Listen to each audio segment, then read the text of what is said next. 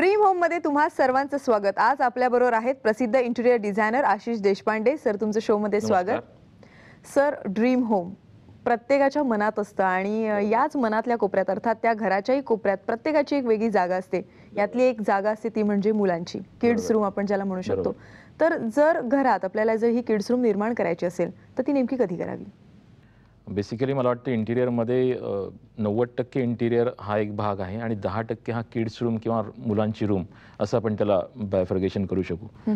So 90% interior हे typical एक पद्धतीने केलं जातं, पण किड्स रूम हा एक सगळ्यात मोठा भाग आहे जिथे तुम्ही अनलिमिटेड क्रिएटिव्हिटी एक्सप्लोर करू शकता। बरोबर। तर ह्या रूमच्या बद्दल बऱ्याचशा पालकांमध्ये म्हणा किंवा बऱ्याचशा फॅमिलीजमध्ये बरेचसे वादविवाद होतात की आत्ताच तो छोटा आहे खूप, त्याला रूमची काय गरज आहे किंवा तो इंडिपेंडेंट नाही आहे अजून।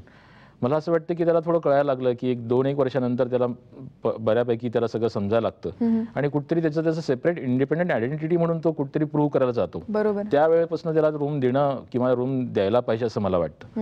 त्याच्यात बेनिफिट किंवा फायदा हा होईल की तो इंडिपेंडेंट तो तिथे वावरू शकेल, तो त्याची कामं करू शकेल। सो पॅरेंट्सवरती तो डिपेंडंट राहणार नाही, त्याच्यामुळे झाला तर तो फायदा पॅरेंट्ससाठीच आहे। उशिरा देण्यामध्ये तसा काही उपयोग फारसा मला वाटत नाहीये। त्यामुळे जेवढ्या लवकर तुम्ही ती रूम त्याला देऊ शकाल ती त्याच्या फायद्यात त्याच्या म्हणजे ग्रोथसाठी पण ती चांगली आहे आणि तुमच्याही फॅमिलीसाठी म्हणून ती जास्त योग्य असं मला म्हणता येईल। खरी गोष्ट आहे सर। तुम्ही म्हणालात की अवलंबून राहण्याचा जो काही प्रकार असतो किंवा अवलंबून राहणं ही जी गोष्ट असते ती अर्थात पालक आणि मुलांमध्ये नकळत येतच असते, कारण तो वयाचा परिणाम असतो। ठराविक वाढत्या वयानुसार मुलांची तशी डिमांडही होत नक्कीच असेल, पण मग याच्यातही पालकांमध्ये आणि मुलांमध्ये काही मतभेद होतात? अगदी म्हणजे मला वाटतं की जेव्हा केव्हा किड्स रूम आपण डिझाईन करायचं म्हणतो त्यावेळेला पहिला प्रश्न पालकांकडून येतो की नाही आम्ही त्याच्या ज्या काही हॉबीज आहेत त्या आम्ही शेअर करूया। पण मला असं वाटतं की त्या मुलाला बोलू द्यायला पाहिजे किंवा त्याचे काही मत त्यांनी मांडायला पाहिजेत। म्हणजे अगदी 2 वर्षाचा असो किंवा वर्षाचा असो, त्याला जर आपण चित्रकार म्हटलं की तो रेघोट्या आवडतो, पण त्या रेघोट्यांमधनं तुम्हाला काहीतरी त्याच्यातनं फॉर्म तयार होतो आणि त्याच्या लायकिंग म्हणा किंवा त्याची मानसिकता आपल्याला कळू शकते। त्याच्यामुळे पॅरेंट्सनी आपली मतं मांडण्यापेक्षा मला असं वाटतं की मुलांच्यावरती ते सोडून द्यावं की मुलांना काय आवडतं किंवा मुलांच्या अगदी इंडेप्थपर्यंत तुम्ही गेलात की मुलाला काय आवडतं एक्झॅक्टली। म्हणजे त्याला नेचर आवडतं, आपण फिरायला गेलो त्याला नेचरमध्ये जास्त रमतो किंवा बीचवर गेलो तर बीचमध्ये तो जास्त रमतो। हे पालकांनी त्याला थोडे इनपुट्स द्यावेत। पण अगदी सगळीच मतं जर पालकांनी मांडायला गेलं तर तिथे मतभेद होतात आणि फॉर्च्युनेटली असं होतं की रूम ज्यावेळेला तयार होते त्यावेळेला त्याला बऱ्यापैकी अजून कळायला लागतं आणि मग कुठेतरी होतं की हे माझ्या आवडीचंच नाहीये आणि मग ती रूम अस्ताव्यस्त होणं म्हणा किंवा तिथे न रमणं म्हणा, ह्या सगळ्या गोष्टी चालू होतात आणि मग पालक दोष देतात की नाही इथे कुठेतरी डिझायनरचं चुकलं। पण मी म्हणेल की पालकांनी स्वतःची मतं मांडण्यापेक्षा मुलांवरती ते सोडावं जेणेकरून की ती रूम एक छान त्या मुलाच्या मानसिकतेतनं तयार होईल। सो तिथे त्याला ती वाटेल की नाही ही माझी रूम आहे। तो रूम शाळेतनं आला किंवा कुठनं आला तर तो टीव्ही बघण्यापेक्षा त्याच्या रूममध्ये तो खेळायला लागेल किंवा तो ती व्यवस्थित ठेवायच्या मागे लागेल। सो कुठेतरी तुमचा स्ट्रेस त्याच्यामधनं कमी होणार आहे। त्याच्यामुळे मला वाटतं की पॅरेंट्सनी कुठल्याही प्रकारच्या याच्यावरती मत मांडण्यापेक्षा त्यांनी अगदी फ्रँकली सांगावं की नाही मुलं डिसाईड करतील त्यांची रूम त्यांना कशी हवी येते। हे ॲटिट्यूड मला वाटतं पॅरेंट्सनी अंमलात आणणं गरजेचं आहे। सर याच्यात एक महत्त्वाचा मुद्दा येतो तो म्हणजे कल्चरल इम्पॅक्ट। तर या गोष्टीचा मुलांवर नेमका कसा परिणाम होतो? अगदी म्हणजे बऱ्याच वेळेला असं होतं की IT मुळे म्हणा किंवा आजकालच्या ओव्हरऑल सगळ्या याच्या सोशल सर्कलमध्ये म्हणा, आपण बऱ्याच वेळेला बाहेर जातो आणि तिकडचं काहीतरी आपण अर्धवट घेऊन येतो। जसं की आपल्याकडे अजून तेवढं किड्स रूम बद्दलचं तेवढी पब्लिसिटी झालेली नाही किंवा तेवढी आपल्याला गरज वाटत नाहीये। तिकडे अगदी मुलगा किंवा मुलगी जन्माला यायच्या आधी तिथे रूम आपण डिझाईन करतो किंवा केली जाते, पण इकडे आपल्याकडे असं तसं नाहीये। सो तो इम्पॅक्ट कुठेतरी आपल्याला याच्यामध्ये कमी करणं गरजेचं आहे की अगदी सेम टू सेम आपण कॉपी करायला गेलो तर नाही चालणार, कारण तिकडच्या गोष्टी आपल्या इथे त्या योग्य प्रमाणात मिळणार का हा एक इश्यू आहे, ते आपण मेंटेन करू शकू का हा पण इश्यू आहे। त्याच्यामुळे मला असं वाटतं की कल्चरल इम्पॅक्टमध्ये न जाता आपल्या भारतीय संस्कृतीप्रमाणे भारतीय कुटुंब पद्धतीप्रमाणे जर आपण ती रूम डिझाईन करायला गेलो आणि मुलांची मानसिकता जर ऍड करू शकलो तर मला वाटतं ती एक छान रूम म्हणून ती मुलांना आवडू शकेल। बरोबर सर, तुमच्या मते ड्रीम होम मधली ही किड्स रूम नेमकी कशी असावी? कुठल्याही आई वडिलांना किंवा कुठल्याही पालकांना त्रास न होता त्यांनी मुलांनी आपली रूम व्यवस्थित ठेवली तर मला वाटतं ती कुठल्याही डिझायनरच्या पेक्षाही ती पालकांना ती जास्त आवडीची होऊ शकेल। त्याच्यामुळे त्या रूमचा विचार करताना डेफिनेटली मुलांची मानसिकता, मुलांचा खोडकरपणा, मुलांचा शांतपणा, ह्या सगळ्या गोष्टीचा विचारात घेतल्या पाहिजेत, बरोबर जेणेकरून की त्या रूममध्ये त्याचं प्रतिबिंब आपण उमटवू शकू. बरोबर नाहीतर अदरवाईज मुलगा काहीतरी खोडकर आहे आणि आपण खूप शांत केलं तर ते नाही चालणार, किंवा मुलगा खूपच शांत आहे तर त्याला थोडं एनर्जेटिक करायसाठी आपण थोडं खोडकरपणा त्याच्यात आणू शकलो पाहिजे. सो ती रूम त्याला ती छान वाटू शकेल. त्याच्यामुळे मला वाटतं की मुलांच्या वरती सगळं सोडावं आणि त्यांच्या ज्या काय भावना आहेत ह्या डिझायनर बरोबर बोलू द्याव्यात, जेणेकरून की तो डिझायनर पण अंडरस्टँड करू शकेल की नाही याच्यामध्ये या मुलाचे लाइकिंग्स म्हणा, हॉबीज म्हणा, आवडीनिवडी म्हणा, ह्या सगळ्या आपण त्या डिझाईनमध्ये उतरू शकू. सर, लहान मुलांची ही रंगीबेरंगी दुनिया नेमकी कशी असते? मला वाटतं की आपण ज्यावेळेला मुलांना म्हणतो की त्यांची रूम डिझाईन करा, पहिला प्रश्न मुलगा असेल तर तो बेंटेन म्हणा किंवा तत्सम कॅरेक्टरमध्ये तो जातो आणि म्हणतो की नाही मला त्या पद्धतीची रूम डिझाईन करायची किंवा त्या पद्धतीचं मला आवडेल, किंवा मुलगी असेल तर अगदी बार्बी म्हणा किंवा अशा टाईपचे ते कॅरेक्टर्स जे त्या काळात किंवा त्या पिरियडमध्ये चालणाऱ्या टीव्हीवरच्या कॅरेक्टर्सला धरून ते बोलतात. बरोबर. पण ह्याच्यात थोडं जर आपण त्या मुलांशी बोललो किंवा आपण डिस्कस केलं तर बऱ्याचशा गोष्टी आपल्याला कळू शकतात. त्या कॅरेक्टरशी आपण डिझाईन करायला गेलो तर ते फक्त फार तर फार त्याला 6 महिने 8 महिने किंवा वर्षाचा त्याला पिरियड, त्याला लाईफ त्या रूमला असू शकेल. पण त्यांच्या खोलात जाऊन आपण बोलायला गेलो की नाही तुला स्पोर्ट्समध्ये काय आवडतं, तो म्हणेल नाही मला क्रिकेट आवडतं, किंवा एखादा म्हणेल की मला फक्त बॉल्स आवडतात. सो आपण त्याचं जर बेसिक जे स्पोर्ट्सचं जर आपण त्याच्यामध्ये ॲटिट्यूड आपण त्या रूममध्ये जाण्याला गेलो तर ती रूम त्याला ती छान वाटेल. त्यामुळे पॅरेंट्सनी पण एक दक्षता घ्यायला पाहिजे की टीव्हीवरच्या कॅरेक्टर्स प्रमाणे ती रूम डिझाईन करण्यापेक्षा त्या मुलाच्या किंवा मुलीच्या आवडीनिवडी त्याच्यामध्ये घ्यायला पाहिजेत. राहता राहिलं रंगीबेरंगी करण्यामध्ये मला वाटतं की सगळी रंग जरी ओतली त्या रूममध्ये तरी सुद्धा कमी आहेत. अगदी छोटं उदाहरण देता येईल की जसं पाऊस पडल्यानंतर रेनबो येतो, लहान मुलांना रेनबो प्रचंड आवडतो, 7 कलर त्याच्यामधले मुलांना ते आवडतात. सो तिथले 7 रंग जरी मी माझ्या रूममध्ये त्या मुलांच्या रूममध्ये जर मी पेंट करून घेतले तरी सुद्धा ते एक छान इम्पॅक्ट येईल. म्हणजे याचा अर्थ काय की मुलांसाठी म्हणून कुठलाच रंग हा रिस्ट्रिक्टेड नाही आहे, किंवा हा रंग मारला तर आता दुसरा रंग नको असं नाही आहे. तुम्ही रेनबो कलर्समधले 7 रंग तुम्ही त्या रूममध्ये मारू शकता आणि ती रूम अगदी कलरफुल करू शकता. बरोबर. मग तो मुलगा असो किंवा मुलगी असो, किंवा मोठ्यांना पण त्या रूममध्ये म्हणजे थांबायला म्हणा किंवा त्यांच्यावर वेळ घालायला पण आवडू शकेल. सो मला वाटतं की ह्या सगळ्याचा इंटिरियरमधला माझ्या आवडीचा पार्ट जर म्हणायला गेलं तर डेफिनेटली किड्स रूम मला डिझाईन करायला फार जास्ती आवडतं, कारण ज्याच्यामध्ये क्रिएटिव्हिटीला अनलिमिटेड स्कोप आहे. खरी गोष्ट आहे. त्याच्यामुळे अगदी रंगीबेरंगी ती रूम सजवण्यामध्ये जसं पॅरेंट्सला उत्सुकता असते तसे डिझायनरला पण ती उत्सुकता असते की ही रूम खूप कलरफुल करूया आपण. बरोबर. सर, याच्यावरून एवढं सांगावं असं वाटतं की किड्स रूम म्हणजे मुलांचं भावविश्व जपता जपता कुठेतरी त्यांचं कलाविश्वही नव्याने निर्माण करायची खरं तर ही रूम आहे आपल्याला, असंच म्हणता येईल. सर, तुम्ही इथे आलात आणि एवढी छान माहिती आम्हाला दिली त्याबद्दल खरंच धन्यवाद. थँक्यू.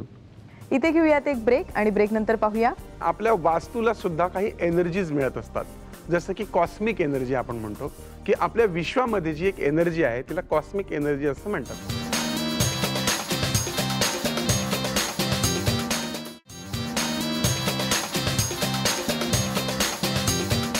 ड्रीम होम मध्ये तुम्हा सर्वांचं स्वागत. आज आपल्या बरोबर आहेत प्रसिद्ध interior designer Ashish Deshpande. Sir, तुमचं शो मध्ये स्वागत. नमस्कार. सर, किड्स रूम बद्दल आपण बोलतोय. जर या किड्स रूम मध्ये किंवा मुलांच्या त्या दुनियेत जर वावरायचं असेल तर नेमकी कोणती काळजी घ्यावी?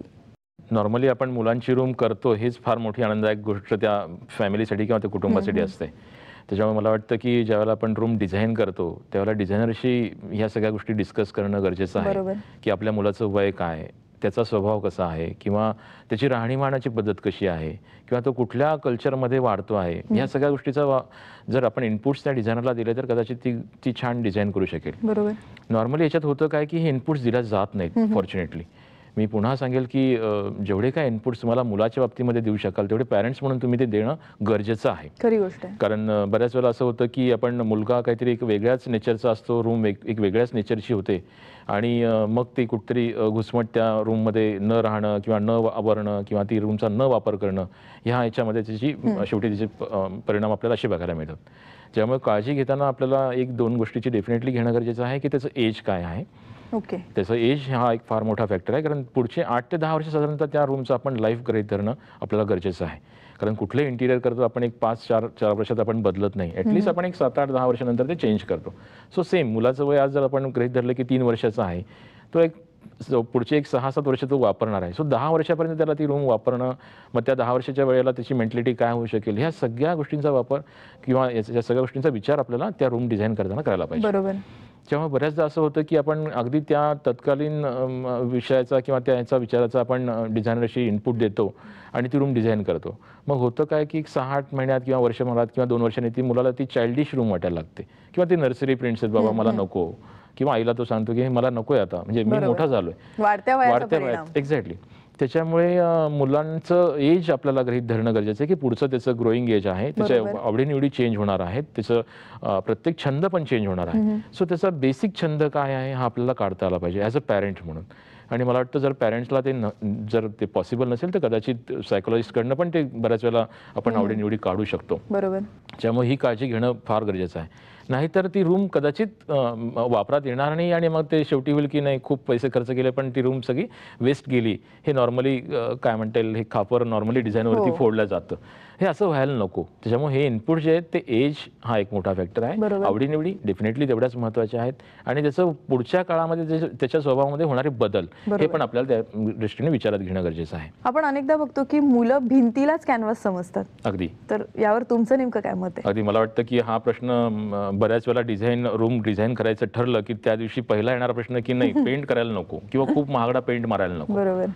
ह्याच्यात अगदी साधं उदाहरण देईल मी की आपण नॉर्मली घरात मुलं रेघोट्या ओढतात. ते का ओढतात त्याच्या मानसिकतेकडे जाणं गरजेचं आहे. कारण ती भिंत आपण त्यांना देतो आणि त्याच्यावरती ते रेघोट्या ओढायला जातात. पण आपण त्यांना एक स्पेसिफिक कॉर्नर म्हणा किंवा स्पेसिफिक जागा जर आपण त्यांना करून दिली आणि तिथे तू रेघोट्या ओढ, किंवा कदाचित त्या घरामध्ये किंवा तुझ्या रूममध्ये जर आपल्याला भिंत नाही मिळाली तर आपण फ्लोअरवरती पण एखादा ब्लॅकबोर्ड आपण पेस्ट केला म्हणा किंवा ब्लॅकबोर्डसारखा आपण त्याचा वापर केला तर तिथे तो रेघोट्या ओढू शकेल. त्याच्या रेघोट्या ओढणं थांबवायचं नाही आहे. बरेचसे पालक म्हणतात की नाही मारतात आणि त्याला रेघोट्या ओढू नको. हे चुकीचं आहे. म्हणजे त्याच्या रेघोट्यातनं त्याची ग्रोथ होणार आहे किंवा त्याची जी चित्रकला आहे ती जपलं जाणार आहे. त्यामुळे हे नॉर्मली याच्यामध्ये आपल्याला डिझाईन करताना आपल्याला स्पेसिफिक जागा निर्माण करणं आणि त्या जागा मुलांना सांगणं की इथे तू तुझं जे काय क्रिएटिव्हिटी दाखव. सो त्याला काय होईल की तो दुसऱ्यांच्या घरामध्ये गेल्यानंतर पण तो रेघोट्या ओढणार नाही. कारण ती एक जागा त्याला माहिती आहे की माझ्या रूममध्ये हा ब्लॅकबोर्ड आहे, ह्याच्यावरती मला रेघोट्या ओढायच्या. सो डेफिनेटली पॅरेंट्सला पण वाटेल की नाही माझा मुलगा कोणाच्याकडे गेला तरी तो कदाचित तिची रूम खराब करणार नाही. सो त्याला कॅनव्हास हा द्यायलाच पाहिजे, पण त्याला रिस्ट्रिक्टेड कॅनव्हास दिला म्हणा किंवा आपण त्याला सांगितलं की नाही याच भागामध्ये तू रेघोट्या ओढ, हे सवय लावण्यावरती आहे. बरोबर. आणि सवय लावली तर डेफिनेटली मला वाटतं की मुलं त्याच्यामध्ये सपोर्ट करतात. बरेचसे पालक काय करतात की रेघोट्या ओढताना त्याला अगदी नाही ओढू द्या, काही फरक पडत नाही, आपलंच घर आहे. पण असं नाहीये. तो दुसऱ्यांकडे गेल्यानंतर तेच ज्यावेळेला व्हायला लागतं, ज्यावेळेला 4 मुलांमध्ये त्याचं नाव ठेवलं जातं, मग ते कुठेतरी हर्ट होतं. बरोबर. त्याच्यापेक्षा आपण आधीच जर त्या रूममध्ये आपण त्याला एक वेळ एक स्पेस देऊ शकलो तर मला वाटतं ते एक छान त्याच्यासाठी तो कॅनव्हास म्हणून तो कामी येऊ शकेल. एवढ्या सगळ्या गोष्टींमध्ये कुठल्या गोष्टी मुलांना जास्त आरामदायक वाटतात? नॉर्मली आरामदायक ती आपल्याला करायला पाहिजे. बऱ्याच वेळेला असं होतं की आपण रूम डिझाईन करतो त्यावेळेला आपल्याला एक सरळ सरळ अगदी ढोबळमानाने आपण मुलगा आणि मुलगीमध्ये 2 फरक जाणवतो की मुली म्हटलं की आपण डिसेंट म्हणा किंवा अगदी खूप सॉफ्ट म्हणा असं आपण एक डोक्यात असतं आणि त्याच पद्धतीने नेचरने पण आपल्याला तसंच दोन्हीचं डिव्हायडेशन दिलेलं आहे. मुलं म्हटलं की थोडे टफ, म्हणजे मुलं बाबांवरती टफ अगदी, मुलगी म्हटलं की आईवरती सॉफ्ट. सो आपण त्या रूममध्ये मुलीच्या रूममध्ये जर आपण टफ गोष्टी वापरायला दिल्या तर तेच चुकीचं होईल. त्यामुळे त्यांची मानसिकता ही सॉफ्टनेसकडे आहे. सो त्या रूममध्ये जेवढ्या काय गोष्टी त्या सॉफ्टली आपण दाखवू शकलो तर डेफिनेटली त्या मुलींना पण आवडू शकतील. तेच मुलांच्या रूममध्ये जर आपण सॉफ्ट गोष्टी करायला गेलो किंवा सॉफ्टनेस ठेवायला गेलो तर ते मुलाला नाही आवडणार. तो म्हणेल की त्याचं मेल कॅरेक्टर म्हणजे त्याला त्याचा एक रफ त्याचा ओढा आहे त्या सगळ्या ह्याच्याकडे.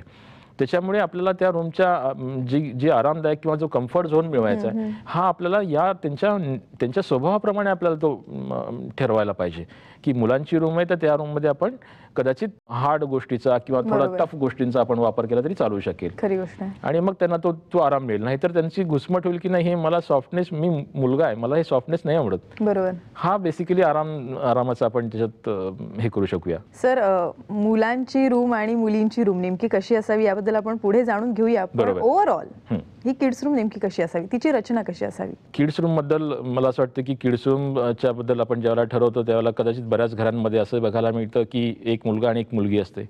सो त्यावेळेला काय, कारण 2 BHK जर ते घर असेल तर डेफिनेटली दोघांनाही इंडिपेंडंट रूम नाही देऊ शकणार. बरोबर. सो त्या केसमध्ये आपल्याला त्या मुलीचाही स्वभाव आपल्याला तिथे मेंटेन करायचा आहे आणि मुलाचाही स्वभाव आपल्याला मेंटेन करायचा आहे. म्हणजे ज्यावेळेला तो रूम आपण डिझाईन करू त्यावेळेला आपल्याला दोघांची आयडेंटिटी ही तिथे ठेवणं गरजेची असते. मग मुलासाठी कदाचित आपण एक साईड आपण त्यातला 50% मुलासाठी आणि 50% मुलीसाठी असं आपण ते डिझाईन करू शकू. आणि त्याच्यामध्ये मग वेगवेगळे प्रकार येतील. बऱ्याच घरांमध्ये असं बघायला मिळतं की नाही, मुलासाठी थोडा वेगळं आपण हे करूया, की त्याच्यासाठी आपण कॉर्नर करूया, पण मुलीसाठी नको, तिला फक्त एक टेबल देऊया कारण ती लग्न होऊन जाणार आहे. म्हणजे हे कदाचित मला वाटतं की हे पुढचं थिंकिंग आजच पॅरेंट्स करतात. पारंपरिक विचार केला जातो. पारंपरिक विचार केला आणि आजच आपण ठरवतो की नाही, ती जाणारच आहे. अरे पण ती जाणार आहे तोपर्यंत तरी ॲटलिस्ट तिला तिचं लहानपण म्हणा किंवा बचपन आपण तिला बरोबर एन्जॉय करून द्यायला पाहिजे. आणि न करू दिल्यामुळे मग ते कुठेतरी त्याच्यामध्ये पासिलिटी होते, मग मुलालाच थोडं जास्त वेटेज मिळतं आणि मग त्यातनं वेगवेगळे कॉम्प्लेक्स निर्माण होतात. सो डिझाईन म्हणजे इंटिरियरमधनं पण असे काही प्रॉब्लेम्स क्रिएट होऊ नयेत जेणेकरून की त्या फॅमिलीला हार्मफुल होतील. त्यामुळे ती रूम डिझाईन करताना आपल्याला 2-3 गोष्टींवरती डेफिनेटली विचार करणं गरजेचं आहे की दोघं असतील तर दोघांनाही आपण इक्वली त्यांना त्याच्यात शेअरिंग देऊया. आणि शेअर केल्याने मला वाटतं की काही फारसं त्याच्यामध्ये नुकसान होत नाही. शेअर केल्याने डेफिनेटली त्या माणसाची पर्सनॅलिटी अजून चांगली होते. खरी गोष्ट आहे. कारण तो 4 मुलांमध्ये पण तो शेअरिंग करतो, तो सोशली पण तो छान शेअरिंग करतो आणि तो म्हणजे ज्याला म्हणतो की आपण एकटं राहणं वगैरे असं त्याच्यामध्ये होऊ शकणार नाही. त्यामुळे मुलांची रूम करताना आपल्याला डेफिनेटली ह्या 2-3 गोष्टीचा विचार करणं गरजेचं आहे की मुलांची रूम ही शेअर केली जाणार आहे आणि शेअरिंगमध्ये ही रूम डेफिनेटली ती छान व्यवस्थित पण मेंटेन होऊ शकेल आणि पॅरेंट्सला पण त्यातनं त्रास कमी होऊ शकेल. बरोबर. सर, घरातल्या मोठ्या सदस्यांबरोबर छोट्या सदस्यांचा किती बारकाईने विचार करायला हवा हे तुम्ही आम्हाला एवढ्या छान पद्धतीने सांगितलं, त्याबद्दल खरंच धन्यवाद. नमस्कार. इथे घेऊयात एक ब्रेक आणि ब्रेक नंतर पाहूया. आपल्याकडे ज्या गोष्टी असतात त्या गोष्टीला कायम अंधश्रद्धा म्हणून हिणवलं जातं, पण परदेशातले लोक काय करतात माहिती का, त्याच्यावर विचार करतात आणि त्याच्यावरती काहीतरी उपकरणं तयार करतात.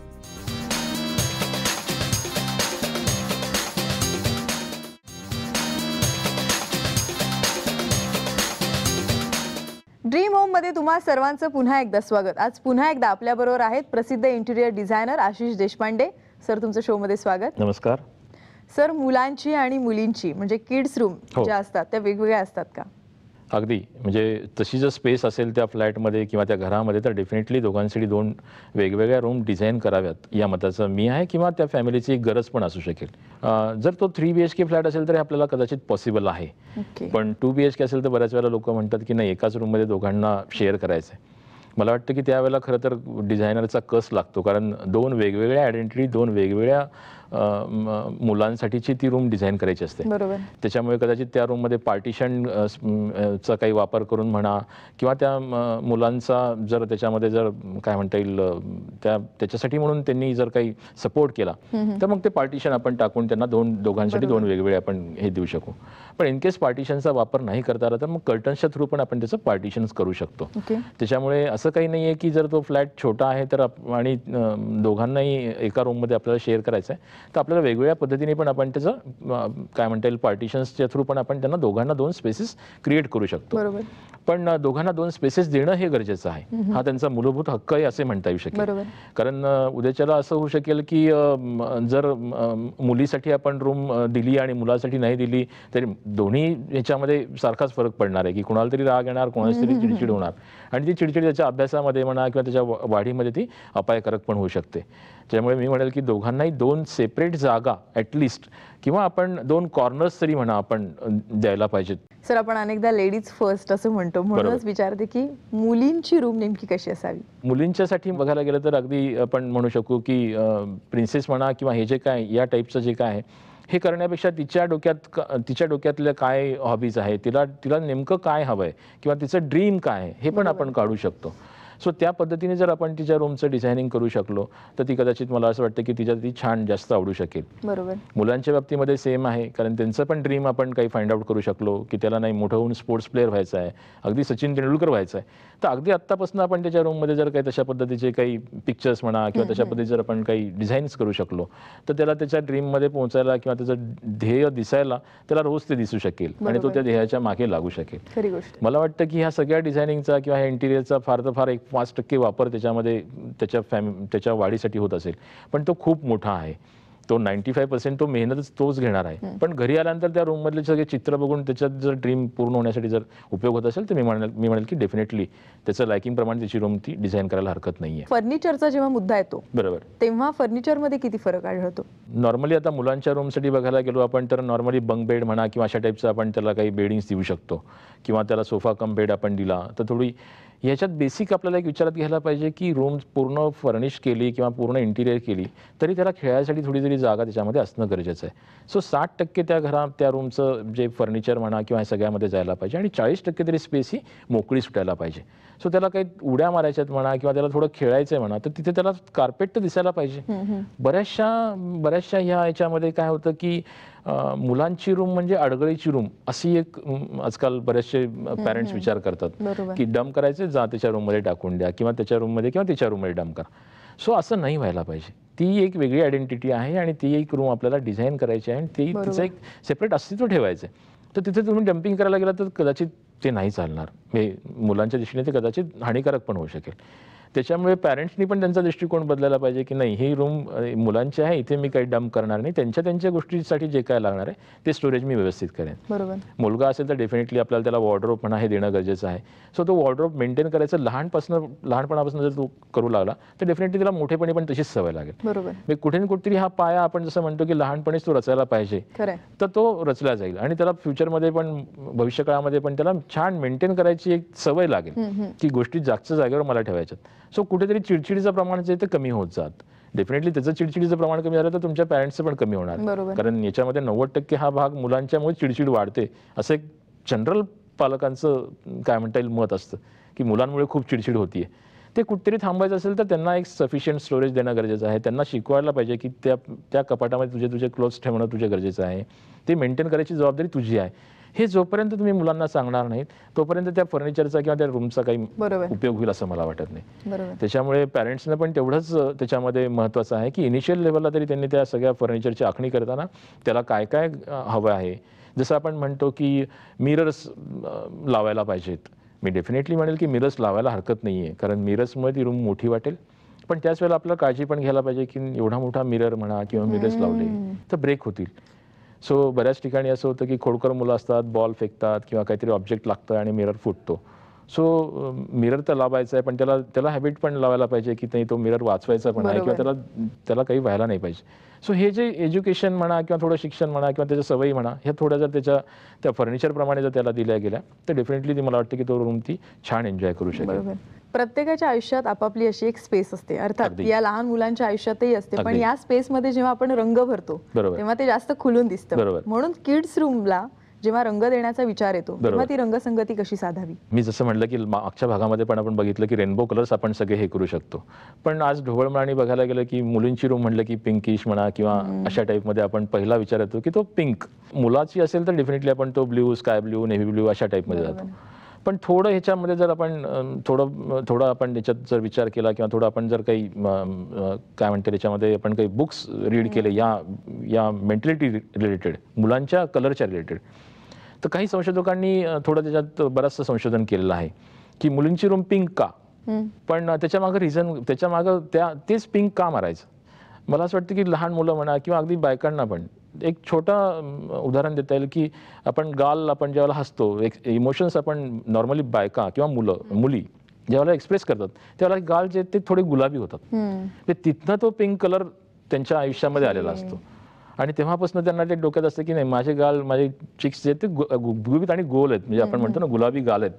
सो तिथनं ते गुलाबी रंग किंवा तो पिंक रंग त्यांच्या मनामध्ये तो बसलेला असतो आणि मग ते कुठेतरी त्याला वाव मिळत जातो. मग त्याच्यामध्ये थोडं ब्युटी ऍड होते आणि मग वाटायला लागतं की नाही माझी रूम ही पिंक असायला पाहिजे. मग बरेचसे त्याच्यात संशोधकांनी असंही संशोधन केलेलं दिसतंय की ज्या काही चांगल्या गोष्टी आहेत त्या पिंकिश आहेत. म्हणजे पुन्हा त्याच्यामध्ये बॉईजकडनं त्याच्यावरती बरंचसं म्हणजे मेल कॅरेक्टरकडनं पण बरेचसे त्याच्यावरती वाद झाले. पण ही फॅक्ट आहे की जे काही चांगले फळ आहेत म्हणा किंवा जे काही चांगल्या गोष्टी आहेत नॉर्मली पिंकच्या रिलेटेड आहेत. म्हणजे रेड बेसिक आहेत त्याच्यामध्ये थोडा जर आपण व्हाईट कलर ऍड केला तो पिंक होतो. म्हणून ती मुलींची रूम ही पिंकिश या पद्धतीने होते. पण असंही काही नेसेसरी नाही आहे की ते पिंक कलरमध्येच जायला पाहिजे. जर थोडं मॅच्युअर असेल किंवा टीनेजर असतील तर आपण ब्ल्यू कलरमध्ये पण जाऊ शकू किंवा लाईट ग्रीनमध्ये पण आपण जाऊ शकू किंवा एनी सॉफ्ट कलर जो काय त्यांना आवडतो त्यांची जी मानसिकता आहे त्याच्याप्रमाणे आपण त्याचं कलर कॉम्बिनेशन ठरवू शकतो. मुलांसाठी पण तसंच आहे. ब्ल्यू कलर का नॉर्मली असं मला वाटतं की तो आला आपल्या समुद्राकडनं म्हणा किंवा स्कायकडनं म्हणा किंवा ह्याच्याकडनं. सो तो जो एक इम्पॅक्ट मुलांच्या याच्यावरती बसलेला आहे तेव्हापासून आपण तो ब्ल्यू कलरची मुलांची रूम असं एक आपण डिफाईन केलं. आता दोन्ही मुलं आणि मुलगी एकाच रूममध्ये राहणार आहेत त्यावेळेला डेफिनेटली दोघांचं एकमत होणं आवश्यक आहे आणि त्या एकमतावरती तो रंग मला वाटतं डिफाईन करायला पाहिजे. बरेचसे पालक म्हणतात की नाही, मुलांना नका विचारू, आम्ही तुम्हाला सांगतो की हा रंग मारूया. मला वाटतं की तिथे पुन्हा तोच वादाचा मुद्दा येतो की पॅरेंट्सनी अगदी त्याच्यामध्ये ढवळाढवळ करू नये आणि मुलांसमोर ते शेड कार्ड ठेवावं. ते ज्या रंगावरती बोट ठेवतील तो रंग तिथे मारावा. अदरवाईज प्रत्येक वेळेला ते डिपेंडंट म्हणून राहतील. नाही बाबा कुठला रंग मारू सांगा आता तुम्ही, म्हणजे ते चुकीचं होईल. ते अशा मुलाला ठरवू द्या किंवा मुलीला ठरवू द्या की तुमची रूम आहे, तुम्ही डिसाईड करा. इनफॅक्ट आम्ही म्हणजे बऱ्याच वेळेला सांगायला आवडेल की बऱ्याच वेळेला आमच्या साईडनी पण आम्ही सांगतो की तुम्ही तुमच्या रूमचं जे काय आहे ते स्केच तुम्ही तयार करा, तुम्हाला कसं हवं आहे. कारण त्याच्यातनं काय तो जो काय रेघोटे आवडेल, जो काय तो तयार करेल, मला वाटतं की ते त्याच्या डोक्यामधलं असेल. डिझायनरपेक्षाही त्याच्या डोक्यातली जर कल्पना एखादी आली, त्याला डिझायनरनी फक्त मीडिएटर सारखा वापर केला तर मला वाटतं ती छान कल्पना अस्तित्वामध्ये येऊ शकेल. बरोबर. त्याच्यामुळे डेफिनेटली डिझायनरचं पण ह्याच्यामध्ये तेवढाच महत्त्वाचा रोल आहे की डिझायनरनी स्वतःचं डोकं न वापरता मुलांच्या पद्धतीने डोकं वापरून ती रूम डिझाईन करावी आणि पॅरेंट्सनी त्याच्यामध्ये ढवळाढवळ करू नये, सो दॅट ती रूम एक छान त्या घराचा मास्टर पीस म्हणून आपण ती कदाचित लोकांना दाखवू शकू. बरोबर. सर, तुम्ही इथे आलात आणि किड्स रूम या विषयावर एवढे छान तुमचे वेगवेगळे विचार आमच्या समोर मांडलेत त्याबद्दल खरंच धन्यवाद. Yes, thank you. इथे घेऊयात एक ब्रेक आणि ब्रेक नंतर पाहूया. जर्मन मंडळींनी ह्याचा शोध लावलेला आहे. रेझोनंट फील्ड इमॅजिंग नावाचं हे मशीन आहे. मी जस्ट तुला दाखवतो की हे चालू केलं तर तुला ह्याच्यामध्ये हे आकडे असे रन होताना दिसतील. इथे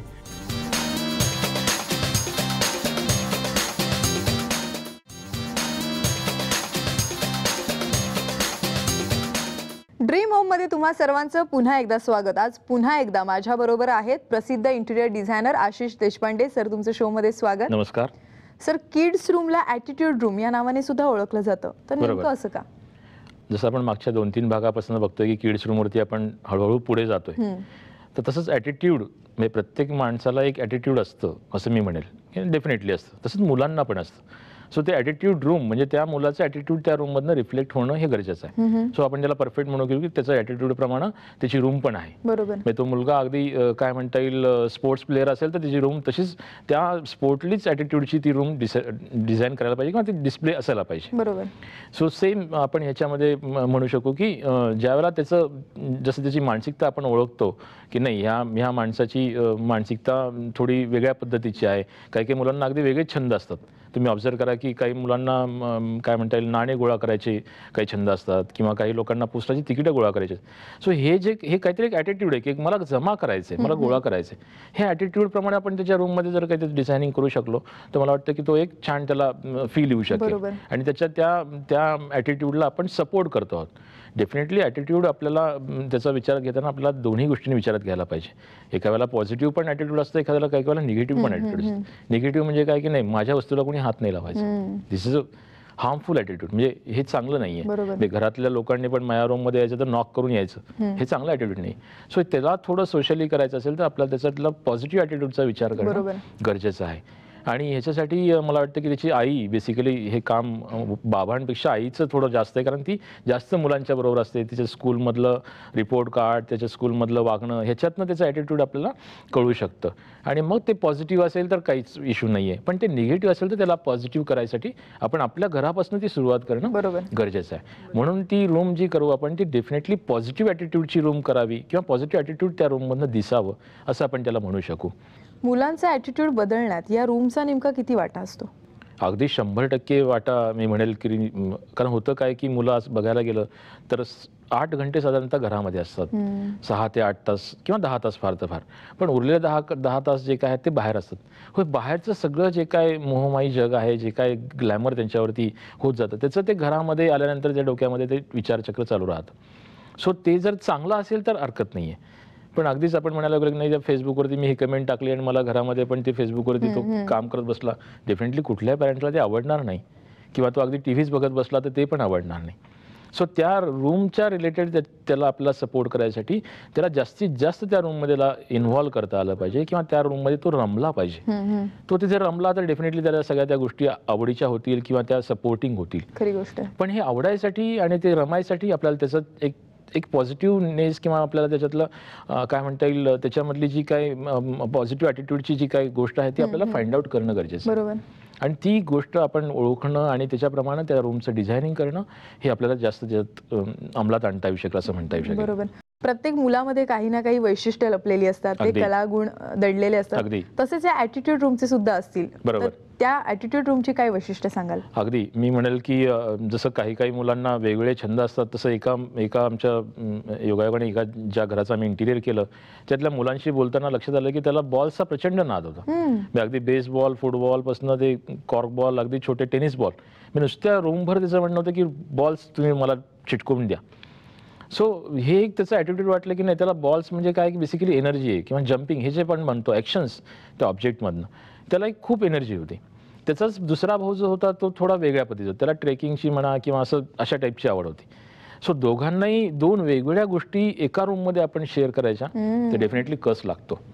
कारण दोन्ही गोष्टीमध्ये आपल्याला दोघांचं आयडेंटिटी आपल्याला मेंटेन करायची आहे. सो दोन भाऊ असतील, दोन बहिणी असतील, एक मुलगा एक मुलगी, तर डेफिनेटली त्याच्यामध्ये सुद्धा आपल्याला फरक पडणार आहे. सो त्या विचार करताना आम्ही त्याचा बंक बेडला आम्ही त्याला लॅडर दिलं आणि त्याला म्हटलं की तू चढून जायचं, कारण तुला ट्रेक करायला आवडतं तर तू चढून जा. इन्स्टेड ऑफ स्टेअर केस म्हणा किंवा टिपिकल पायऱ्या करण्यापेक्षा त्याला लॅडर दिलं. सो त्याला ते दोरीला पकडून वर जाण्यामध्ये जे रोज मजा वाटायला लागली की त्याचा ॲटिट्यूडला अजून फरक पडला की नाही, मला ट्रेक करतो माझं ॲटिट्यूड असं काय म्हणता येईल अगदी रफ टफ आहे. सो त्याच्या दुसऱ्या भावाला जे बॉल्सचं जे होतं त्याचं पूर्ण कबर्ड म्हणा किंवा त्याचं जे काही फर्निचरची स्टाईल होती ती सगळी बॉल स्टाईलनीच, ती कर्विकल म्हणा किंवा तशा टाईपचं त्याला मटेरियल यूज करून तशा टाईपचा फील दिला गेला. सो एकाच रूममध्ये आल्यानंतर बरोबर कळतं की अरे हा मुलगा वेगळा आहे, हा मुलगा वेगळा. बरोबर. जसं आपण म्हणतो की पाची बोटं सारखी नसतात, तसंच आईची 5 मुलं किंवा 2 मुलं सुद्धा वेगवेगळी असतात. सो आपल्याला ते ओळखता आलं पाहिजे आणि त्याच्याप्रमाणे त्याच्या रूमचं डिझायनिंग करायला पाहिजे. घरातल्या किंवा बाहेरच्या वातावरणाचा मुलांच्या मानसिकतेवर अनेकदा परिणाम होत असतो. तसे विचारही त्यांचे घडत असतात, बदलत असतात. मग ऍटिट्यूड रूम मध्ये जे इंटिरियर केलं जातं त्याचा पॉझिटिव्ह किंवा निगेटिव्ह विचार किंवा परिणाम मुलांच्या मनावर होतो का? अगदी मी म्हणेल की बाहेरचा वातावरणाचा फरक जो पॉझिटिव्ह आहे तो आपल्याला रूममध्ये मिळवायचा आहे. अगदी छोटं उदाहरण देईल की आता पुण्यात बऱ्याच वेळेला असं व्हायचं की एअरपोर्टच्या जवळच्या घरांमध्ये फायटर प्लेन्स बरेच वेळेला उडायचे आणि त्याचा आवाज यायचा. सो एका घरात काम करताना त्या मुलांना त्या फायटर प्लेनचं प्रचंड आकर्षण होतं. सो हा एक चांगला हे आहे की बाहेरचं एक पॉझिटिव्ह ॲटिट्यूड त्या मुलांवरती एवढं अप्लाय झालं की त्या मुलांना वाटायला लागलं की मी मोठे होऊन मी फायटरच मला व्हायचंय. इन्स्टेड ऑफ एखाद्या फॅमिलीला वाटेल की अरे काय रोजचा आवाज आहे हा घाणेरडा, मी त्रास होतोय मला, पण तोच आवाज एखाद्या मुलाला तो करिअर बिल्डअप करायच्या सुद्धा तो विचार करतोय. सो आपल्याला त्या ऑब्जेक्टचा विचार आपल्याला त्या रूममध्ये करू शकलो पाहिजे. सो सेम आम्ही तेच केलं की त्यांना जे काय फायटर प्लेनचं जे काय आकर्षण होतं त्याचे सगळे प्रिंट्स आम्ही त्याच्या रूममध्ये लावले. आणि त्याच्याबरोबरीला जो काही आम्ही एक नवीन थोडा त्याच्यामध्ये प्रकार केला गेला की लोगोज. आजकाल बऱ्याचशा कंपन्यांचे लोगोज आपण बघतो, एखाद्या कंपनीचा लोगो आपण चिटकून राहतो आणि तोच ब्रँड आपण यूज करतो. अगदी छोटं उदाहरण देईल की राईट नावाचा आपण सिम्बॉल आहे की तो पॉझिटिव्ह ॲटिट्यूडचा आहे. सो तोच सिम्बॉल तशा टाईपचं मी डिझायनिंग त्या रूममध्ये केलं गेलं किंवा त्याचं लॅमिनेटचं डिझायनिंग मी तसं केलं गेलं, तर त्या मुलांना ते वाटायला लागलं की नाही मला ऑल द टाईम माझं लाईफ पॉझिटिव्ह आहे. बरोबर. माझ्या ह्याच्यात क्रॉस म्हणा किंवा फुल्या म्हणा कुठेही नाही आहेत. सो ह्याचा परिणाम 1% जरी त्याच्या ओव्हरऑल करिअरमध्ये झाला तरी मी म्हणेल की ते इंटेरियर डिझायनिंग सक्सेस आहे. खरी गोष्ट आहे. सो हा वापर त्या डिझायनरचा, त्या पॅरेंट्सचा, आजूबाजूचं वातावरण, त्या घरावर होणारे त्याचे परिणाम ह्याच्यावर संबंधित घेऊन आपण त्याचं डिझायनिंग करायला पाहिजे. बरोबर. तेव्हा मला वाटतं की असे खूप सारे ऑब्जेक्ट्स निघतील की ज्याचा वापर आपण त्या मुलांच्या रूममध्ये करू शकू. बरोबर. आणि डेफिनेटली त्यांना ते एक छान फील देऊ शकेल आणि त्यांची पर्सनॅलिटी डेव्हलप करण्यामध्ये आपण त्याला हातभार लावू शकू असं म्हणू शकेल. ओव्हरऑलच तुमच्या बोलण्यातून मला एक गोष्ट ही सातत्याने जाणवली, ती म्हणजे इंटिरियर डिझायनिंगच्या माध्यमातून सुद्धा मुलांच्या मानसिकतेचा एवढा मोठा विचार खरं तर केला जातो. सर पुन्हा एकदा तुम्ही इथे आलात आणि एवढी छान माहिती आमच्याशी शेअर केली त्याबद्दल खरंच धन्यवाद. थँक्यू. इथे मात्र घेऊयात एक ब्रेक आणि ब्रेक नंतर पाहूया त्या वास्तूला जेव्हा ऊर्जित ठेवता किंवा त्याबद्दल चांगलं बोलता त्यावेळेस ती वास्तू तथास्तू म्हणत असते. आणि त्याचबरोबर तुमच्या मनाची ताकद जर तुम्ही वाढवली तर ती वास्तू तुम्हाला सपोर्ट करते.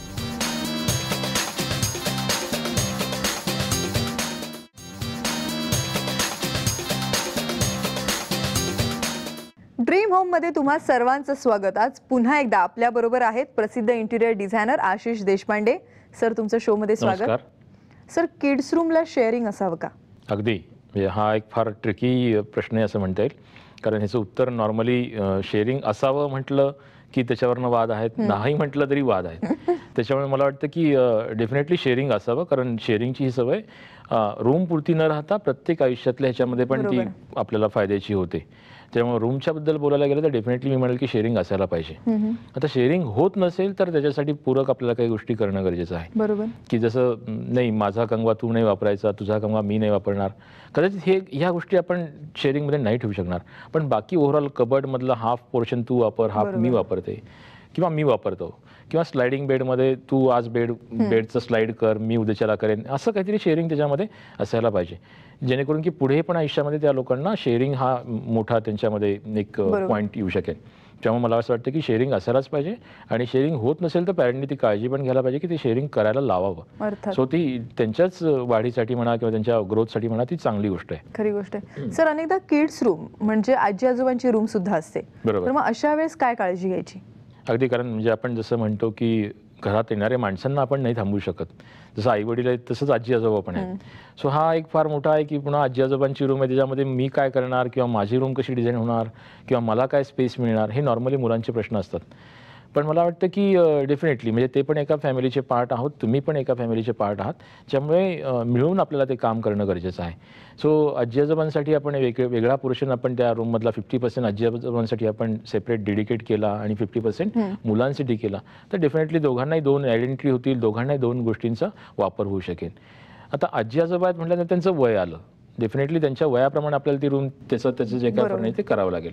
पण मुलांसाठी आपल्याला त्यांचं कॉम्प्रोमाइज करण्यापेक्षा मला असं वाटतं की त्यांच्या आवडीनिवडी ज्या काय आहेत, त्यांचं जे काय हॉबीज आहेत, जे काय छंद आहेत, हे सगळे त्यांच्या पार्टमध्ये आपण फुलफिल करावेत, जेणेकरून की कुठेही असं होणार नाही की नाही आजीच्या रूममध्ये मी झोपते किंवा आजोबांच्या रूममध्ये मी झोपतोय, असं नाही होणार. सो दोघंही एन्जॉय करू शकतील. म्हणजे आजी आजोबांना वाटेल की नाही माझा जो काय 50% आहे त्यातलं जे काय कलर कॉम्बिनेशन आहे ते मला आवडीचं प्रमाण आहे, आणि मुलांना वाटेल की नाही हा माझा कॉर्नर आहे किंवा हा माझा पार्ट आहे तर मला तो माझ्या पद्धतीप्रमाणे. त्याच्यामुळे मला वाटतं की याच्यात वाद करण्यापेक्षा जुळवून घेणं मला वाटतं जास्त महत्त्वाचं आहे. सर, इथे पुन्हा मुद्दा येतो तो म्हणजे शेअरिंगचा. मग अशा शेअरिंगमध्ये मुलांना किती कॉम्प्रोमाइज करावं लागतं? स्पेसचं बघायला गेलं तर जसं आपण म्हणतो की 3 BHKची रिक्वायरमेंट आहे आणि 2 BHK तुमच्याजवळ आहेत, तर डेफिनेटली तुम्हाला कॉम्प्रोमाइज करावं लागेल.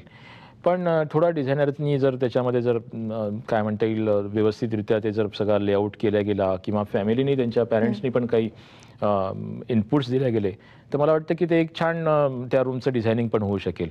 त्यामुळे कॉम्प्रोमाइज थोड्याफार प्रमाणामध्ये करावं लागेल, नाही असं नाही म्हणता येणार. पण कॉम्प्रोमाइज जरी केले तरी नाहीच आहे आपल्याकडे, त्याच्यापेक्षा कॉम्प्रोमाइज करून मला मिळतंय हा एक मोठा पॉईंट त्याच्यामध्ये आपल्याला मला वाटतं मिळू शकेल. त्यामुळे मुलांनी पण आपल्याला काहीच नसल्यापेक्षा ॲटलिस्ट कॉम्प्रोमाइज करून मला 2 गोष्टी तरी मिळतात याच्याकडे त्याचा ओढा असावा किंवा असं पॉझिटिव्ह ॲटिट्यूड त्याचा असावा. सो कुठतरी त्याला न मिळण्यापेक्षा मिळतं ह्याच्याकडे जर त्याचा ओढा असेल तर तो पुढे पण लाईफमध्ये कधी खूप मोठा अनसक्सेस झाला त्याच्यापेक्षा ठीक आहे छोटं मला मिळालं तर आहे, हा एक त्याच्या मनामध्ये तो एक पॉईंट नेहमी रुजत जाईल आणि त्याला पुढेच ग्रोथ होण्यासाठी पण फायद्याचं होऊ शकेल. समजा मुलाने हे कॉम्प्रोमाइज केलं आणि तिथे ते शेअरिंग झालं 50% जसं तुम्ही म्हणता की आजी आजोबांसाठी आणि 50% त्या मुलांसाठी, तर मग अशा अवस्थेत त्या रूमची नेमकी रचना कशी असावी? अगदी म्हणजे याच्यात पुन्हा तोच ट्रिकी सगळा वाद येतो किंवा काही प्रश्न उद्भवतात की आजी आजोबांना वाटतं की नाही ते सगळी रूम माझ्या पद्धतीने किंवा आमच्या पद्धतीने असायला पाहिजे. मुलांचं यंग जनरेशन आहे, त्यांचं ब्लड अगदी काय म्हणता येईल दोन्ही बाजूने मुद्दे अडून असतात आणि त्याच्यामध्ये कुठेतरी मग क्लॅशेस व्हायला लागतात. नाही तुमच्या मनाप्रमाणे माझ्या रूमप्रमाणे, आणि जर मी ती रूम अगदी ब्ल्यू करून टाकली तर आजी आजोबांना नाही आवडणार. सो कुठेतरी याच्यात पुन्हा सुवर्णमध्ये काढणं गरजेचं आलं की आजी आजोबांना कन्व्हिन्स करा, मुलांना थोडं कन्व्हिन्स करा आणि एक ग्लोबल कलर म्हणा किंवा आपल्याला एक सर्वसाधारण चांगला रंग आपण तिथे निर्माण करणं, जेणेकरून की दोघांनाही तो एनर्जेटिक होईल. मग असे रंग कुठले आहेत? नॉर्मली ग्रीन कलर आपण म्हणू शकू की आजी आजोबांचंही वय झालंय, त्यांनाही आपल्याला पॉझिटिव्ह ॲटिट्यूडनी थोडं हाय करायचं आहे, कारण त्यांनाही असं वाटायला नको की माझं वय झालंय म्हणजे आता माझं संपलं. पण त्यांनाही आपण जर ग्रीन कलरमध्ये आपण त्यांची ओव्हरऑल त्या रूमचं जर लेआउट म्हणा किंवा ओव्हरऑल कॉम्बिनेशन जर ठेवलं तर त्यांना वाटेल की स्टील अजून ग्रीनरी आपल्या आयुष्यामध्ये आहे आणि ते पण थोडे पॉझिटिव्ह ॲटिट्यूडनी अजून पुढचं आयुष्य जगायसाठी. एक्झॅक्टली असंच एका कस्टमरकडे काम करताना आम्हाला जाणवलं की तिथे पॅरेंट्स त्यांचे जे होते म्हणजे त्यांचे वडीलचे होते, त्यांचं वय बऱ्यापैकी होतं 75 वगैरे असावं आणि मुलगाही त्यांचा त्या रूममध्ये झोपायचा. मी म्हटलं की आपण असं करूया की पिंपळाचं पान त्या सगळ्या डिझाईनमध्ये वापरूया. आणि पिंपळाचं पान नॉर्मली आपण बघतो की तो ग्रीन असतं. आजोबांनाही ते पटलं की नाही माझं आयुष्य अजून ग्रीन आहे, मी म्हणेल की 1% जरी ते डिझायनिंग त्या ओव्हरऑल त्या विचार करण्यासाठी जर तुम्हाला सपोर्टिंग होत असेल तर मला वाटतं की ते डेफिनेटली 99% निगेटिव्हपणा तुमचा तिथे निघून जाईल. तसंच मुलालाही वाटलं की नाही हे जे काय नेचर रिलेटेड पान यांनी टाकलंय किंवा हे जे काय म्हणतात पिंपळाचं पान त्याच्याबरोबर आम्ही मोत्याच्या माळा वगैरे असं काहीतरी छान कॉम्बिनेशन केलं गेलं आणि ते टाकलं गेलं. सो त्या मुलालाही ती मुलगा मुलगी आणि ते आजोबा ह्यांना तिघांनाही ते इतकं छान परफेक्ट झालं की कोणाचं त्याच्यामध्ये राग लोभ नाही किंवा कोणाचं काही त्याच्यामध्ये कॉम्प्लेक्स हे नाही. प्रत्येकाच्या मनाचा ताजेपणा आणि हिरवेपणा जपला गेला. एक्झॅक्टली. आणि ती रूम एक छान डिझाईन झाली आणि म्हणजे ज्या रूमबद्दल आधी एवढं कन्फ्युजन होतं ती रूम इतकी त्या घराची एक मास्टरपीस म्हणा किंवा एक मास्टर कॉर्नर म्हणून डिझाईन झाल्यासारखी झाली की प्रत्येकाला त्या तिघांची मेंटॅलिटी तिथे उतरली आहे हे बघायला फार आवडलं. सो असं कुठेतरी मला वाटतं की ते कॉम्बिनेशन्स आपल्याला हुडकून काढायला पाहिजे किंवा पॅरेंट्सने पण त्याच्यावरती विचार करायला पाहिजे. डेफिनेटली डिझायनरचा रोल तेवढाच महत्त्वाचा आहे पण पॅरेंट्सचा पण रोल तेवढाच महत्त्वाचा आहे. म्हणजे कोणी हट्ट करत बसण्यापेक्षा मला वाटतं की थोडं ह्याच्या मनाप्रमाणे थोडं ह्याच्या मनाप्रमाणे करूया आणि सुवर्ण मध्य काढावाच लागतो आणि काढायलाच पाहिजे. सो ती तुम्ही एन्जॉय करू शकाल. नाहीतर त्या रूममध्ये तुम्हाला नाही मी त्याचं तोंड पाहणार नाही किंवा मी हिचं तोंड पाहणार नाही असं व्हायला नको. बरोबर. सो हा एक मोठा पॉईंट आहे की सुवर्णमध्य ह्या सगळ्यामध्ये आवश्यक आहे असं म्हणता येईल. रंगसंगती कशी साधायची ते तुम्ही सांगितलं. मग अशा वेळेस फर्निचरचा कसा विचार केला जातो? म्हणजे आणि मोठी माणसं किंवा सिनियर सिटीजन आपण आजी आजोबा म्हणतोय तर मला वाटतं दोन्ही एकच आहेत. त्याच्यामुळे इथे काम बऱ्यापैकी सोपं होतं. अरे वा. अगदी म्हणजे आजी आजोबा त्या रूममध्ये असतील तर आपल्याला खूप शार्प एजेस म्हणा किंवा खूप आपण ग्लास म्हणा किंवा खूप आपण कॉर्नर्स क्रिएट होणं हे आपण टाळणारच आहोत. सो मुलं आहेत तिथे आपल्याला हेच टाळायचंच आहे. त्यामुळे ऑटोमॅटिकली आपल्याला दोन्ही गोष्टी ह्या एकाच एजला धरून आपल्याला विचार करायच्यात. 70 वर्षाचा माणूस आणि 10 वर्षाचा मुलगा हे ॲज गुड ॲज सेम असतात. म्हातारपण नव्हे ते बालपण. एक्झॅक्टली. त्याच्यामुळे त्याच्यामध्ये आपल्याला एक सोपं होतं की दोघांचे एज ग्रुप हे ऑलमोस्ट सारखं आहे. बरोबर. आणि त्या ह्याने आपण तिची केअर घेण्याच्या दृष्टीने आपण जर काही त्याचं लेआउटिंग करू शकलो तर मला वाटतं की दोघांना ते सपोर्टिंग होऊ शकेल. अगदी आजोबांना आपण बंक बेड दिला तर नाही चालणार. त्यांना आपल्याला अगदी जमिनीवर झोपा म्हटलं तर तेही नाही चालणार. कारण आजकाल बघतो आपण गुडघ्यांचे प्रॉब्लेम्स म्हणा किंवा ओव्हरऑल सगळ्या प्रॉब्लेम्समुळे. सो त्याची हाईट आणि मुलांच्या बेडची हाईट ही आपण इक्वल ठेवली तर दोघांना एकाच लेवलला झोपलं हे त्याच्यामध्ये फिलिंग येऊ शकेल. कदाचित कोणी खालीवर कोणी झोपलं तर कदाचित कॉन्फिडन्सचा पण त्याच्यामध्ये बऱ्याच वेळेला प्रॉब्लेम होतो. सो त्याच्यामुळे दोघांच्याही बाबतीमध्ये आपल्याला एक केअर घ्यायची आहे की कुठेही शार्प एजेस त्याच्यामध्ये क्रिएट करायचे नाही आहेत. कुठेही आपल्याला कोपरे म्हणा किंवा कॉर्नर्स क्रिएट नाही करायचे आहेत. जे काय मटेरियल वापरू आपण ते थोडं आपल्याला अगदी हार्ड आणि एकदम सॉफ्ट असंही नको. आपल्याला मीडियम ह्याचं ते मटेरियल तिथं असावं. बरोबर. कुशनिंगचा पार्ट काही त्याच्यामध्ये असला तर तो जास्त चांगला. कारण आजोबांचं वय झालेलं असतं किंवा आजीचं वय झालेलं असतं ते थंडगार लागतं. सो कुशन असेल तर ते छान वाटेल बसायला. सेम मुलांना पण आहे त्यांनाही ते थंड आवडणार नाही. सो दोघांच्या ह्या गोष्टी ह्या बऱ्यापैकी पूरक आहेत. फक्त आपल्याला त्याचं कलर कॉम्बिनेशन हे मॅच करायचं. बरोबर. जेणेकरून की ते रूम दोघांनाही एन्जॉय करू शकतील आणि दोघंही जण ती हॅपीली ती एन्जॉय करतील असं आपण म्हणू शकू. सर तुम्ही इथे आलात आणि फक्त मुलांच्याच बाजूने नाही तर आजी आजोबांच्या बाजूने एवढे छान विचार आमच्याशी तुम्ही शेअर केलेत त्याबद्दल खरंच धन्यवाद. Yes thank you. इथे घेऊयात एक ब्रेक आणि ब्रेक नंतर पाहूया. ऑरा म्हणजे एक प्रकारचं वलय, तेजो वलय. प्रत्येक माणसाला एक आहे ना ऑरा ठरलेला असतो.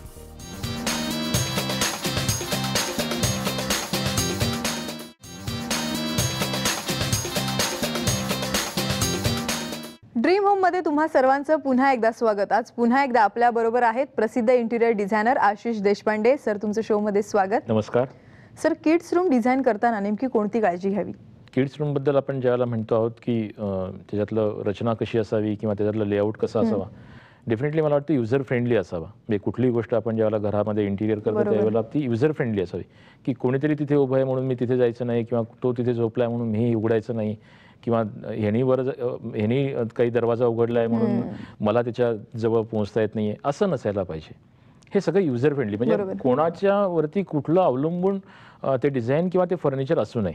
त्यामुळे हा एक मोठा पॉईंट आहे की बऱ्याच वेळेला आपण असं होतं की हे उघडल्यानंतर ते तयार होणार ठीक आहे. म्हणजे जिथे कमी स्पेस आहे तिथे हरकत नाही आहे पण जिथे स्पेस आहे बऱ्यापैकी तिथे आपण असे काही गोष्टी करायला नकोत असं मी म्हणेन. बरोबर. ह्याच्यातलं मेन मुलांच्या रूमबद्दल डेफिनेटली आपल्याला विचार करताना आपल्याला रूम तर डिझाईन करायची आहे आणि त्यांना स्पेस पण द्यायची. सो स्लायडिंग बेड म्हणा किंवा बंक बेड म्हणा ह्या ज्या गोष्टी आहेत ह्या आपण डेफिनेटली तिथे अंमलात आणू शकतो. कपाटांच्या बाबतीमध्ये स्लायडिंग कपाट आपण करायला हरकत नाही आहे पण त्याच वेळेला आपल्याला काळजी पण घ्यायला पाहिजे की फर्निचर करताना त्यामध्ये बोट कुठे आपलं अडकणार नाही कारण मुलं यूज करणार आहेत. सो तुम्हाला प्रत्येक वेळेला त्यांच्या एजमध्ये जाऊन ते फर्निचर कसं ऑपरेट करतील ह्याचा तुम्हाला विचार करणं गरजेचं आहे. त्यामुळे ती रचना जी काय करू आपण, जे काय लेआउट करू, त्यावेळेला आपल्याला ह्या गोष्टी आपल्याला विचारात घेणं गरजेचं आहे. बरोबर. अदरवाईज काय होईल की ज्यावेळेला आपण ती रूम करू आणि मुलांना वापरायला देऊ, ती त्यांना तेवढी ती युजर फ्रेंडली होणार नाही. म्हणजे त्याची लॉक जर आपण टिपिकल हाईटला ठेवली तर ती त्यांना ती लॉक नाही करता येणार, किंवा त्यांना ड्रॉवर्स आपण उघडायला मोठी दिली तर त्यांना ती उघडता येणार नाहीत. बरोबर. तसं स्लायडिंग जर कपाट दिलं आपण तर स्लायडिंगमध्ये बऱ्याच वेळेला बोट अडकतात. हे एक टिपिकल मुलांची सवय असते की बोट ठेवतात आणि स्लाईड करतात. सो तिथे त्याला त्याच्यातनं काहीतरी छोटा मोठा ॲक्सिडेंट होण्याची शक्यता आपण धरायला हरकत नाही आहे. सो ह्या सगळ्या गोष्टींचा विचार आपल्याला करणं गरजेचं आहे. तरच ती रूम छान युजर फ्रेंडली होऊ शकेल आणि ती मुलं पण यूज करू शकतील. खरी गोष्ट आहे. सर, मल्टी युटिलिटी फर्निचरचा वापर या रूममध्ये कसा केला जातो? अगदी म्हणजे मुलांसाठी आपल्याला मी म्हटलं की जसं आपण म्हणतो की 60% हे साधारणतः फर्निचर पार्ट त्याच्यामध्ये असावं आणि 40% क्लिअर कार्पेट त्या मुलांना मिळायला पाहिजे. सो ह्याच्यामध्ये आपल्याला एकात एक काही गोष्टी करणं गरजेचं आहे. पण जसं म्हटलं आपण की त्याच्यामधनं काही हार्मफुल न होणं हे आपल्याला काळजी घ्यायची त्याच्यामधनं. त्यामुळे स्लायडिंग बेड हा एक मला वाटतं एक छान त्याच्यामध्ये एक आपण बेडिंगच्या बद्दल आपण म्हणू शकू की स्लायडिंगमधनं ठीक आहे आपण स्लाईड केला त्याच्यानंतर तो झोपला.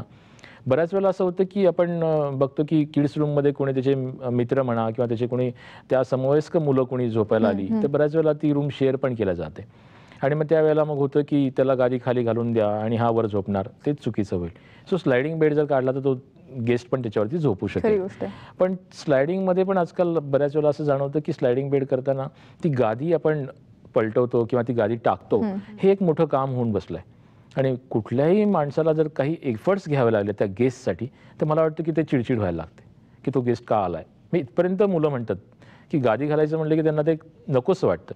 सो आपण जर कन्सिल्ड गादी करून जर त्या बेडमध्ये ठेवून दिली आणि त्याला बेड ओढायला लावला तर गेस्टला पण इझिली तो काढू शकेल आणि तो झोपू शकेल. त्याच्यामुळे ह्या काही कम्फर्टच्या गोष्टी आहेत की ज्या डेली ह्याच्यामध्ये आपल्याला मुलांसाठी म्हणून पण ते अप्लाय करणं गरजेचं आहे. सो आपल्याला थोडं त्याच्यामध्ये विचार करणं गरजेचं आहे की जे काय करू ते आपण कन्सिल्ड करून ठेवलं, गेस्टला आल्यानंतर ते इझिली बेड ओढला झोपलं, त्याच्यामध्ये काम होऊ शकेल. जसं आपण टॉईज म्हणतो आपण की मुलांकडे खूप सारे खेळणे असतात, तर ह्या रिलेटेड आपण काय करू शकू की जसं सीटिंग मुलांच्या रूममध्ये असायला पाहिजे. आपण म्हणतो की बेडवर न बसायच्या ऐवजी थोडं सिटिंग त्याच्यामध्ये मिळावं की कोणी त्याचे फ्रेंड्स आले किंवा त्याच्या समवयस्क कोणी मुलं आली तर त्यांना गप्पा मारता याव्यात, त्याच्यावरती खेळता यावं. सो टॉय होल्डर कम सिटिंग एरिया असं आपण काही त्याच्यामध्ये जर डिझाईन करू शकलो तर एकात एक गोष्ट आपल्याला डिझाईन होऊ शकेल आणि त्यात टॉईज पण बसतील आणि त्याच्यावरचा टॉप जो आहे तो आपल्याला सिटिंग म्हणून पण वापरात येऊ शकेल. मग त्याला एखाद्या प्राण्याचं आपण चित्राच्या रूपामध्ये जर त्याला काही डिझाईन करू शकलो, जसं सिंहाचं तोंड आहे त्या रिलेटेड आपण त्याचं कटिंग त्या टॉय होल्डरला दिलं तर मुलांना आवडेल ते. किंवा मोठा मुलगा असेल तर बॉलच्या रिलेटेड आपण काही केलं किंवा मुलगी असेल तर प्रिन्सेसचं म्हणा किंवा अशा वेगवेगळ्या थीम घेऊन आपण ते त्याचं त्या रूमचं पूर्ण डिझायनिंग करावं. सो मुलं ते एन्जॉय पण करतील आणि ते यूज पण होऊ शकेल. बरोबर. सर, एवढ्या सगळ्या गोष्टी लक्षात घेऊन आपण ती किड्स रूम सजवत असतो, त्याच्यात मुलांची आवड निवड, रंगसंगती, फर्निचर या सगळ्याचा आपण पूर्णपणे विचार करतो. पण यात सगळ्यात महत्त्वाचा मुद्दा तो आहे की मुलांना खेळण्यासाठी जागा कशी उपलब्ध करून द्यायची. म्हणजे मला असं वाटतं की ती जर स्पेस त्यांना मिळाली नाही तर ते फर्निचर म्हणा किंवा ती ओव्हरऑल रूम मला वाटतं की मिनिंगलेस होईल. त्याचा फारसा त्यांना मुलांना उपयोग होणार नाही. सो आपल्याला मेन त्यांना क्लिअर आपल्याला कार्पेट किंवा खेळण्यासाठी जागा पण आपल्याला मोकळी सुटणं गरजेचं आहे. ही मोकळी सुटण्यासाठी आपल्याला काय काय करायला पाहिजे, जसं आपण म्हटलं की युटिलिटी बॉक्सेस आपण क्रिएट करू शकलो. बऱ्याचशा मुलांना पसारा करून बसायची सवय असते आणि तो पसारा ठेवायचा कुठे तर मग तो बेडवर ठेवायचा किंवा अदरवाईज जिथे कुठे टॉप मिळेल तिथे ठेवला जातो, नाहीतर अदरवाईज तो कार्पेट सगळा भरलेला दिसतो. तर कांगारू नावाचं एक आपण बघतो की एक काय म्हणता येईल एक ॲनिमल आहे, त्याच्या पोटामध्ये ते पिल्लू असतं. सो त्याच्यावरनं आम्ही मोटिवेट झालो आणि म्हटलं की आपण कांगारू पाउचेस काढूया. सो त्या कांगारूच्या शेपमध्ये ते पाउचेस असतील ज्याच्यामध्ये जे काय त्या कार्पेटवर पडलेलं असेल ते सगळं त्यात ओता तुम्ही. ते अलाइन करणं म्हणा किंवा ते डिस्ट्रीब्यूट करून ते वेगवेगळं लावणं म्हणा त्याची गरज नंतर आहे, पण आधी ते कुठेतरी ठेवायचं तर त्या पाउचेसमध्ये तुम्ही टाकून द्या. जसं क्रेयॉन्स हा प्रकार आहे की जो फरशीवर पूर्ण त्या टाईल्सवरती पडलेला असतो, मुलं ते सगळं अस्ताव्यस्त करतात आणि मग आईला खेळायला म्हटलं की ती म्हणते की जागा नाही आहे, मग तू ते आवर, मग ते आईला पण कंटाळा येतो. सो त्याच्याऐवजी त्या पाउचेसमध्ये जर मी ते कचरा सगळा जो काय क्रेयॉन्स जो काय ते मी टाकून दिले तर त्याला क्लिअर कार्पेट त्याला इझिली मिळू शकेल. सो आपल्याला ह्या काही गोष्टी त्याच्यामध्ये अंमलात आणणं गरजेचं आहे की जेणेकरून की त्याला पूर्ण कार्पेट मोकळं मिळू शकेल आणि तो खेळू शकेल. सो सायकलिंग करायची आहे त्याला, ठीक आहे, अगदी खूप मोठ्या प्रमाणामध्ये नाही पण तेवढ्यामध्ये त्याला जे काही क्लिअर कार्पेट देऊ शकू आपण ते जास्त महत्त्वाचं आहे. बरोबर. एवढ्या सगळ्या गोष्टी जर आपल्याला करायच्या असतील तर अर्थात 2 BHKचं किंवा 3 BHKचं घर हवंच. पण जर कोणाचं तसं घर नसेल, एवढं मोठं घर नसेल, तर छोट्याशा घरात तरी मुलासाठी एखादा कोपरा असायला हवा. तुम्ही अगदी किड्स रूम नाही डिझाईन करू शकलात किंवा किड्स रूम तुम्ही नाही केली त्या सगळ्या इंटिरियर पार्टमध्ये किंवा तुम्ही कुठलंच इंटिरियर नाही केलं तरी हरकत नाही आहे. पण मुलांसाठी का म्हणा त्यांच्या एजमध्ये जाऊन त्यांना एखादा कोपरा देणं गरजेचं आहे. बरोबर. कारण त्यांचं एज आहे, त्यांना ती रिक्वायरमेंट आहे. मी अगदी मुलांना जर म्हटलं की डायनिंग टेबलवर बसून तुम्ही अभ्यास करा, चालेल? नाही. मला नाही वाटत चालेल, कारण तिथे जेवणाची जागा आहे, तिथे अभ्यासाची जागा नाही आहे. बरोबर. सो त्याला कॉन्सन्ट्रेट करायचं आहे, त्याला अभ्यास करायचा आहे, त्याच्या गोष्टी त्याला तिथे हाताळायच्यात, तर डेफिनेटली त्याला एक कॉर्नर देणं गरजेचं आहे. बरोबर. मग तो स्टडी टेबल कम तो काय म्हणता येईल फोल्डिंग, आपण त्याला ब्लॅकबोर्ड कम व्हाईट बोर्ड असं आपण त्याचं कॉम्बिनेशन्स करून जर तो कॉर्नर क्रिएट केला तर मला वाटतं त्या मुलाला पण आवडेल. आणि हेच महत्त्वाचं आहे, ज्या एजमध्ये त्यांना रिक्वायरमेंट आहे त्या एजमधल्या ज्या काय रिक्वायरमेंट आहे त्या आपण फुलफिल करणं हे पालकांचं कर्तव्य आहे. सो ते जर कर्तव्य होत नसेल तर डेफिनेटली त्याच्या ग्रोथवरती फरक पडेल. आणि मग आपणच म्हणतो की मार्क कमी पडत आहे, तो खूप चिडचिडा झाला आहे, तो कशातच रमत नाही आहे, हे सगळ्या गोष्टी बेसिकली या रिलेटेड आहेत. त्याला तुम्ही स्पेस द्या, त्याला एक छान स्पेस क्रिएट करून दिली तर तिथे त्याचं कॉन्सन्ट्रेशन लागेल. बरोबर. आणि फॉर्च्युनेटली काय होतं की आपण त्या सगळ्या गोष्टी सोडून देतो आणि त्याच्या मार्कवरतीच येतो की त्याला मार्क कमी पडतात, पण त्याचा रिलेटेड आपण विचार नाही करत की ह्याला काय काय द्यायला पाहिजे. त्यामुळे मला असं वाटतं की इंटिरियर नाही केलं तरी चालेल, पण त्याच्यासाठी काय एक कोपरा का म्हणा तुम्ही डिझाईन करा, ती किंवा तो जो कोणी असेल तो. बरोबर. आणि त्यांच्यासाठी तो कोपरा जर केला तर डेफिनेटली ते मुलं तिथे बसतील, तिथे अभ्यास करतील. आईला पण वाटेल की नाही हा त्याचा स्टडी टेबल आहे, त्याच्यावरती ती त्याचा अभ्यास पण घेऊ शकेल. बरोबर. पण डायनिंग टेबलवरती अभ्यास करणं मला डेफिनेटली अपेक्षित नाहीये किंवा कोणालाच असू नये. आणि त्याचा रिलेटेड तुम्ही मार्क्सवरती कमीत कमी कंपॅरिझन करू नये. बरोबर. जेव्हा पालकांची मोठी जिम्मेदारी आहे की एक कोपरा का होईना मुलांसाठी सोडा आणि मुलं हे सेपरेट आयडेंटिटी आहेत म्हणून त्यांना ट्रीट करा, खरी गोष्ट. एवढं मी डेफिनेटली म्हणेन. सर, तुमच्या ओव्हरऑल या बोलण्यातून एकच मेसेज येतो, तो म्हणजे घर घेताना किंवा घर घेतल्यानंतर तुम्ही मुलांचा नक्की विचार करा. अगदी म्हणजे करायलाच पाहिजे. इनफॅक्ट ती एक सेपरेट आयडेंटिटी आहे. जसं तुम्ही म्हणता की मास्टर बेडरूम बद्दल तुम्ही अगदी आग्रही असता की नाही माझ्या रूमला असे असे कर्टन्स, असं रूम, असा लुक, तर मुलांनाही त्यांच्या अस्तित्वाची जाणीव करून द्यायला पाहिजे. म्हणजे आजी आजोबा असतील किंवा मुलं असतील यांना प्रत्येकाची त्या रूमची जाणीव करून द्यायला पाहिजे आणि त्यांच्या प्रमाणात तिथलं फर्निचर किंवा तिथलं डिझायनिंग असायला पाहिजे. सर, तुम्ही पुन्हा एकदा इथे आलात आणि एवढी छान माहिती आम्हाला दिली त्याबद्दल खरंच धन्यवाद. अगदी थँक्यू. इथे मात्र घेऊयात एक ब्रेक आणि ब्रेक नंतर पाहूया. संपत्ती होती असं माहिती होतं म्हणून ते खूप लुटले गेलेले आहेत पिरॅमिड. ते तोडफोड झालेली आहे त्याची. त्यामुळं पिरॅमिड हे परदेशी किंवा परकीय नाहीत, ते आपल्याच लोकांनी वसवलेले आहेत.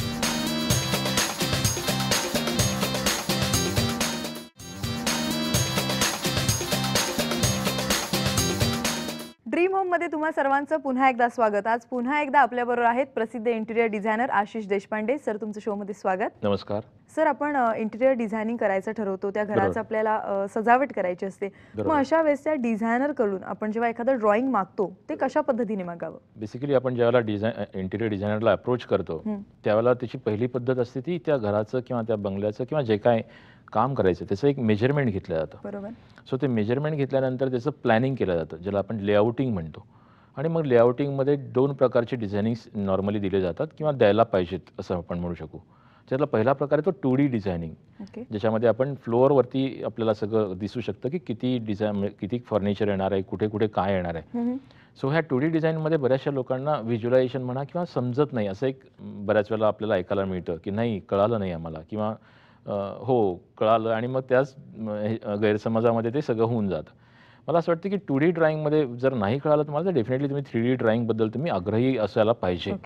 आणि इनफॅक्ट 3D ड्रॉइंगमध्ये तुम्हाला ते घर कसं होणार आहे ह्याचं आधीच तुम्हाला सगळं त्याचा काय म्हणता येईल पूर्ण रूपरेषा आपल्याला ती बघू शकतो आपण, दिसू शकतं.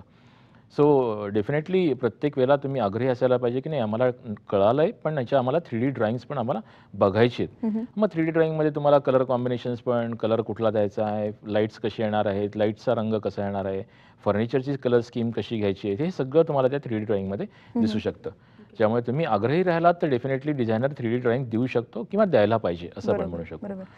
सर, डिझायनरची फी असते तर ही साधारण किती आणि कशा प्रकारची असते? अगदी म्हणजे काय म्हणता येईल खूपच लॉजिकलही आहे आणि तेवढाच तो वादाचा पण आहे. कारण बऱ्याचशा लोकांना असं वाटतं की डिझायनरला फीस द्यायची का, इथपासून ती सुरुवात होते. कारण बऱ्याच लोकांचा समज असा असतो की काम दिलंय तर मग फीस पुन्हा कशाला द्यायची. मला वाटतं काम देणं आणि डिझायनरची फीस हा दोन्ही प्रकार वेगवेगळे आहेत. त्याच्यामुळे डेफिनेटली डिझायनरची फीस हा एक वेगळा प्रकार आहे, ज्याच्यामध्ये नॉर्मली साधारणतः 8 ते 10% साधारणतः ह्याचं चार्जेस दिले जातात किंवा घेतले जातात. या ह्याच्यामध्ये त्याचं पहिलं काम असतं ते मेजरमेंट्स घेणं, त्याचं 2D ड्रॉइंग करणं, 2D ड्रॉइंगचं अप्रुव्हल घेणं, म्हणजे सगळं झालंय का व्यवस्थित, सगळं तुमच्या गरजा पूर्ण होत आहेत का, ही सगळी काळजी घेणं. आणि मग त्याचं 3D ड्रॉइंग्स पण आपण त्याला कस्टमरला किंवा ह्याला द्यायला पाहिजेत आपण. सो हे सगळं काम त्याचं पहिलं इनिशियल लेवलमध्ये हा त्या फीसचा पार्ट येतो. आणि नंतर मग त्याचं सुपरविजन किंवा एक्झिक्युशन हा जो प्रकार आहे तो त्याच्या पुढचा भाग येतो. सो त्याच्यामुळे फीस ही डेफिनेटली तुम्ही पे करायला पाहिजे. सो त्याच्यामुळे तुम्हालाच तो फायदा होणार आहे की तो जास्त उत्साहाने त्या कामाला सुरुवात करेल आणि उत्साहाने ते अजून किती चांगलं होईल हे त्याच्यात तो बघू शकेल. त्याच्यामुळे मला वाटतं की हे 8 ते 10% जे आहे नॉर्मली आपण काय म्हणता येईल हे सगळीकडे सारखंच असू शकेल. काही लोक 5% 6% वर करत असेल. हे प्रत्येकाचं इश्यूज वेगवेगळे आहेत. सो त्याच्यामुळे एक रिझनेबल किंवा एक चांगलं काम करणारे लोकांचे जे काही पर्सेंटेज हे आपण म्हणू शकू की 8 ते 10% साधारणतः ही फीस आकारली जाते. सर, घरात हे सगळे बदल जेव्हा इंटिरियर डिझायनर कडून केले जातात तेव्हा डिझायनर काही ठराविक गोष्टींसाठी आग्रही असतात. हे खरं आहे की खोटं? मला असं वाटतं की हा प्रश्न खरं तर म्हणजे दोन्ही याची उत्तरं आपण अपेक्षित आहेत आणि दोन्ही याच्याने आपण ह्याच्यावरती वाद किंवा आपण चर्चा करू शकू. डेफिनेटली बऱ्याच वेळेला असं होतं की डिझायनर काही काही गोष्टींसाठी अगदी आग्रही असतात आणि त्या काम करणाऱ्या ह्याला असं वाटतं की नाही हे मला नको आहे पण माझ्यावरती हे थोपवलं जात आहे. बरोबर. सो मला असं वाटतं तसं नसतं. म्हणजे बऱ्याच वेळेला फॉर्च्युनेटली तसा मेसेज त्याच्यातनं जात असेल तर चुकीचं आहे असं मी म्हणेल. बऱ्याच वेळेला असं जाणवतं की बऱ्याच वेळेला जो काम करणारे कस्टमर आहे तोही काहीतरी रेफरन्स देतो की नाही मला या घरामधलं असं एक पीस किंवा असं डिझाईन्स मला आवडली आहेत. सो मग त्या बेसिसवरती तो डिझायनर तो वर्कआउट करतो आणि ते डिझाईन्स तयार करतो. त्याचा अर्थ असा नाही की ते थोपवलं जातं किंवा आग्रह केला जातो. त्याच्यामुळे या वाक्यामध्ये मला असं वाटतं की बऱ्यापैकी एक खोटं ठरवायचं काम डिझायनर करू शकेल. कारण त्यात बराचसा खरेपणा असतो आणि तो त्या घराला त्या डेकोरला सूट होईल असंच तो सजेस्ट करत असतो. त्याच्यामध्ये कुठेही डिझाईन्स थोपवणं हा प्रकार मला वाटत नाही की कधी कुठल्या तो होत असेल तर चुकीचं आहे असं मी म्हणेल. पण मला वाटत नाही की असं ते होत असावं कारण सगळे प्रोफेशनल आहेत आणि डेफिनेटली ते एक छान त्या घराची आयडेंटिटी म्हणजे त्या डिझायनरने केला त्याच्यामुळे त्यालाही तो बेनिफिट मिळणारच असतो. सो त्याच्यात काही वेगळेपणा करायसाठी जर काही आयडियाज म्हणा किंवा काही सांगितलं गेलं तर त्याचा अर्थ हा नाही की तो थोपवलं जातं. बरोबर. त्याच्यामुळे अगदी मनमोकळेपणाने मी सांगेल आणि अभिमानाने सांगेल की आतापर्यंत असा कधी ब्लेम आमच्यावरती आला नाही आणि मला वाटत नाही की कोणावरती तो आला असावा. बरोबर. त्यात बऱ्यापैकी काळजी घेतल्या जाते. यावर मला एकच गोष्ट अशी सांगावीशी वाटते की इंटिरियर डिझायनर स्वतःच्या स्वार्थाचा विचार न करता समोरच्याला किती चांगल्या गोष्टी आपण देऊ शकू याचा तो नक्कीच विचार करत असेल. अगदी आणि तो करायलाच पाहिजे कारण ते घर म्हणजे त्याच्यासाठी अजून एक नवीन पुढच्या कामाची एक त्याला पायरी म्हणू शकू आपण. त्याच्यामुळे तो असा विचार करत नसावा असं मला वाटतं. आणि डेफिनेटली त्या डेकोरमधनं किंवा त्या घराच्या इंटिरियरमधनं त्याला नवीन एक्स्ट्रा किंवा नवीन काय म्हणता येईल इंटिरियरचे स्कोप त्याला जनरेट होणार असतात. त्याच्यामुळे मला वाटत नाही की त्याच्यामध्ये कोणी असं काही करत असेल. सर, इंटिरियरचं बजेट ठरवताना कोणत्या गोष्टी लक्षात घ्यायलाच हव्यात? इंटिरियरचं बजेट हे 2 पद्धतीने आपण त्याची काय म्हणता येईल विभागणी करू शकू. पहिला पार्ट जो आहे तो कंडिशनिंग करणं आणि नंतरचा पार्ट आहे तो फर्निशिंग करणं. हा असं 2 प्रकारे होतो. कंडिशनिंगमध्ये आपण नॉर्मली जे काही सिव्हिल पार्ट्स आहेत टायलिंग्स बदलणं म्हणा किंवा विंडो सील करणं किंवा विंडोज चेंज करणं किंवा किचन ओटा चेंज करणं किंवा ह्या तत्सम जे काही ज्या ह्याच्यामध्ये वन टाईम करणाऱ्या गोष्टी ज्या आपण असतात त्या सिव्हिल पार्टमध्ये आपण म्हणतो. आणि मग दुसरा पार्ट येतो तो फर्निशिंग करणं किंवा त्या घराला सजवणं. सो ह्या ह्याच्यामध्ये तुम्हाला डिसाईड करायला पाहिजे की माझं बजेट काय आहे आणि त्या बजेटमध्ये नॉर्मली पहिला जो पार्ट आहे वन टाईम करायचा किंवा एकदाच काम करायचा त्याच्यावरती मला असं वाटतं की त्याच्यावरती जास्त फोकस व्हायला पाहिजे. कारण ती कामं रिपीटेडली आपल्याला करणं शक्य होत नाही. कदाचित फर्निचर आपण एक 4 वर्षांनी 3 वर्षांनी बदलू शकू पण टायलिंग आपण अगदी इमिडिएटली म्हणा 2 वर्षांनी नाही बदलू शकत. सो ॲज अ ओनर म्हणून त्यांनी डिसाईड करायला पाहिजे की काय चांगलं आणि काय वाईट. डेफिनेटली त्याच्यामध्ये तुम्हाला डिझायनर गाईड करतोच आहे. सो त्याच्यामध्ये तुम्ही डिसाईड करायचं की नाही हे एकदाच करायचे काम आहेत हे मी आधी करून घेईल ही प्रायोरिटी वाईज करून घेईल आणि मग फर्निशिंग करणं डेफिनेटली त्याच्यावरती मी काही बजेटचा पार्ट ठेवेन. सो मला वाटतं या पद्धतीने जर काम केलं तर त्या कुठल्याच ह्याला असं वाटणार नाही की मी खूप काही काय म्हणता येईल खूप खर्च केला आहे किंवा मला मिसगाईड केलं आहे. सो मला असं वाटतं की प्रत्येक वेळेला लक्षात ठेवा की 2 फेजमध्ये तुम्ही ते तुमचं बजेट डिव्हाइड करा. जी एकदा करायची कामं आहेत त्याच्यासाठी काही बजेट आणि पुन्हा जे फर्निशिंग करायची त्याच्यासाठी काही बजेट. बरोबर. सर, पुन्हा एकदा तुम्ही इथे आलात आणि एवढी छान माहिती आम्हाला दिली त्याबद्दल खरंच धन्यवाद. थँक्यू. इथे घेऊयात एक ब्रेक आणि ब्रेक नंतर पाहूया उत्तर दिशा जर कर्केला अनुकूल आहे तर अर्थात उत्तर दिशा कर्क राशीच्या लोकांनी अनुकूल करून घेतली पाहिजे. त्या पद्धतीने उत्तरेची रचना सुद्धा कर्क राशींच्या मंडळींच्या बाबतीत असली पाहिजे.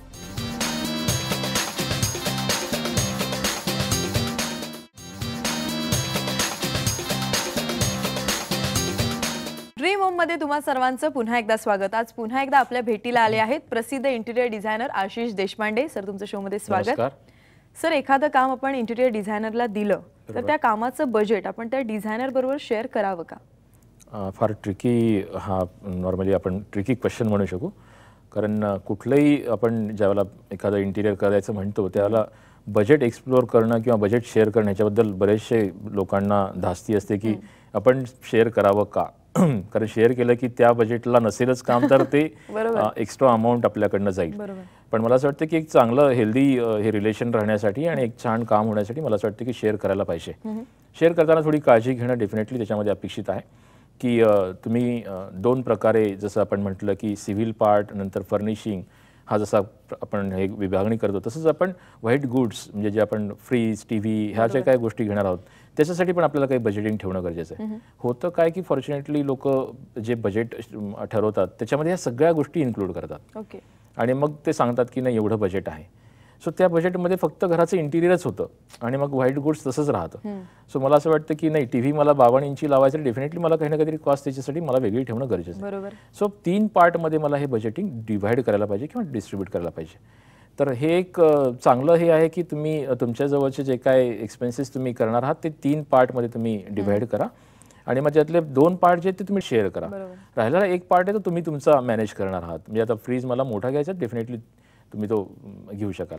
पण ह्या 2 पार्टसाठीचा जो काय बजेटिंगचा पार्ट आहे तो तुम्ही शेअर करा आणि त्याच्यामध्ये सांगा की नाही आमचं एवढं बजेट आहे, हे स्ट्रेच करू शकू किंवा वाढवूचं किती वाढवू शकणार, 10%, 5%, 15%, ते पण तुम्ही डिझायनरला अगदी काय म्हणता येईल ट्रान्सपरन्सी याच्यामध्ये असणं गरजेचं आहे. नाहीतर काय होईल की तो तलाव असं वाटायचं की यांचा बजेटचा प्रश्न नाही आहे आणि मग ते काम कुठल्या कुठे निघून जायचं आणि मग ते डोईजड झालं की मग चिडचिड व्हायला लागते आणि मग चिखलफेक व्हायला लागते. सो मला असं वाटतं की ह्याच्यात ही होऊ नये म्हणून तुम्ही एक हेल्दी रिलेशन दोघांमध्ये असणं गरजेचं आहे आणि कामही चांगलं व्हायला पाहिजे.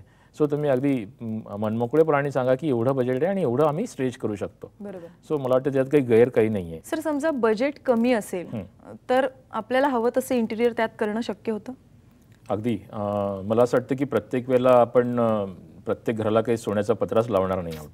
सो आपल्याला माहिती आहे की ह्या याच्यात बजेट कमी आहे तर डेफिनेटली डिझायनरचा कस त्याच्यामध्ये लागतो. कारण असं होऊ शकत नाही की बजेट कमी आहे म्हणून काहीच होणार नाही. जे काय बजेट असेल त्याच्यामध्ये डिझायनरला काम करणं गरजेचं आहे आणि ती फुलफिलमेंट त्या पूर्ण गरजा करणं गरजेचं आहे. सो त्याच्यामुळे मला असं वाटत नाही की कधी असा हा प्रश्न येऊ शकेल. हा फक्त थोडी काय काटछाट त्याच्यामध्ये होईल किंवा काही प्रमाणामध्ये कमी जास्त होईल पण काहीच होणार नाही असं नाही होणार. सो मग त्याच्यामध्ये लिस्ट करणं की नाही मला एकदाच करायची काम आहेत त्या टायलिंग्स मी बदलून घेईन किंवा मी हॉल जो आहे तो छान मी करेन, बेडरूम्समध्ये कदाचित मी थोडं बजेट माझं कट डाऊन करेन. सो हे जे भाग आहेत हे ॲज अ काय म्हणता येईल तो ओनर तो डिसाईड करू शकेल की नाही मला कशा पद्धतीने करायचं आहे आणि माझं बजेट आहे त्याच्यामध्ये हे सगळं भागवायचं. सो तो भाग मला वाटतं त्या फॅमिली मेंबरशी बोलून आणि प्रत्येकाशी जर आयडियाज क्लिअर असतील तर मला वाटत नाही की त्यामध्ये काही प्रॉब्लेम्स फार काही क्रिएट होऊ शकतील.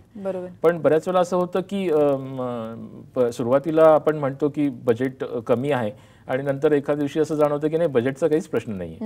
सो मला असं वाटतं की तुम्ही डे वनलाच ती ट्रान्सपरन्सी ठेवा की नाही बजेट एवढंच आहे. काही लोकांचा समज असायला हे असतो की नाही सुरुवातीला कमी सांगायचं आणि नंतर मग वाढवायचं. ते पण चूक आहे. कारण तुम्ही ती आयडिया जर आधीच डिझायनरला दिली तर मला वाटतं तो डिझाईन त्या पद्धतीने सगळे करू शकेल आणि ते घर एक छान लुक देऊ शकेल. पण तेच तुम्ही आधी म्हटलात की नाही माझं बजेट कमी आहे तर तो त्या अँगलने विचार करेल आणि कमी याच्यामध्ये तो बसवायचा प्रयत्न करेल आणि मग तो लुक पण त्याच्यामध्ये थोडा कमी होऊ शकेल. सर, कन्सल्टन्सी प्रोजेक्ट आणि टर्न की प्रोजेक्ट या 2 कॉन्सेप्ट आहेत या डिझायनिंग क्षेत्रात, त्या नेमक्या काय आहेत? अगदी ज्याला आपण म्हणता येईल की टर्न की प्रोजेक्ट्स म्हणा किंवा कॉन्ट्रॅक्ट देणं म्हणा किंवा हे हा जो प्रकार आहे ह्याच्यामध्ये जो काय तो हेडॅक होतो की हे सगळं काम करून द्यायची रिस्पॉन्सिबिलिटी म्हणा, जिम्मेदारी म्हणा, ही सगळी त्या डिझायनरवरती येते आणि मग डिझायनर म्हणा किंवा त्या एजन्सीवरती येते आणि मग त्या एजन्सीने ह्या सगळ्या ज्या काही गोष्टी आहेत ज्या काय दाखवल्या आहेत त्या पूर्ण स्वरूपामध्ये तिथे उतरवणं आणि ते काम करून घेणं हा सगळा भाग त्या एजन्सीकडे जातो. त्याच्यामुळे जो काही कस्टमरला म्हणा किंवा त्या ओनरला त्रास होणार असतो की मी लेबर कुठे शोधू, मी मटेरियल कुठून आणू, हे सगळे हेडॅक जे आहेत ते त्या एजन्सीवरती जातात. आणि मग त्याचं एक व्यवस्थित कॉन्ट्रॅक्ट केलं जातं की काय काय एजन्सी आपल्याला प्रोव्हाइड करणार आहे, काय काय तो डिझायनर मटेरियल प्रोव्हाइड करणार आहे, त्याची लिस्ट केली जाते आणि त्या कंपनीज म्हणा किंवा त्या स्टँडर्ड्सप्रमाणे तो सगळं करतोय का हे फक्त बघणं हे त्या ओनरचं काम राहतं. बरोबर. तेच जर आपण कन्सल्टन्सी बेसिसवरती जर बघायला गेलो तर त्या केसमध्ये सगळं जे काय मटेरियल आहे, जे काय लेबर पेमेंट्स आहेत म्हणा, हे सगळा हेडॅक तो कस्टमरकडे जातो. अरे बापरे. हां, आणि मग त्या केसमध्ये डिझायनर फक्त एक्झिक्युशन, ते डिझाईन उतरतं का एवढंच फक्त तो बघतो. त्या केसमध्ये त्याच्यात कुठलीच रिस्पॉन्सिबिलिटी त्या डिझायनरवरती येत नाही. सो तुम्हाला जर वेळ असेल, तुम्हाला जर हाऊस असेल, आवड असेल, तर मला असं वाटतं की कन्सल्टंट म्हणून तुम्ही अपॉइंट करा डिझायनरला आणि त्या केसमध्ये तुम्ही सगळं त्याची प्रोक्युरमेंट मटेरियलची तुम्ही करा. पण तुम्हाला वेळ नाही आहे आणि तुम्हाला वाटतं की हे सगळं या कमी पिरियडमध्ये पूर्ण व्हावं, तर तुम्ही कॉन्ट्रॅक्ट देऊ शकता. डेफिनेटली कॉन्ट्रॅक्ट देताना काही काळजी तुम्ही डेफिनेटली घ्यायला पाहिजे.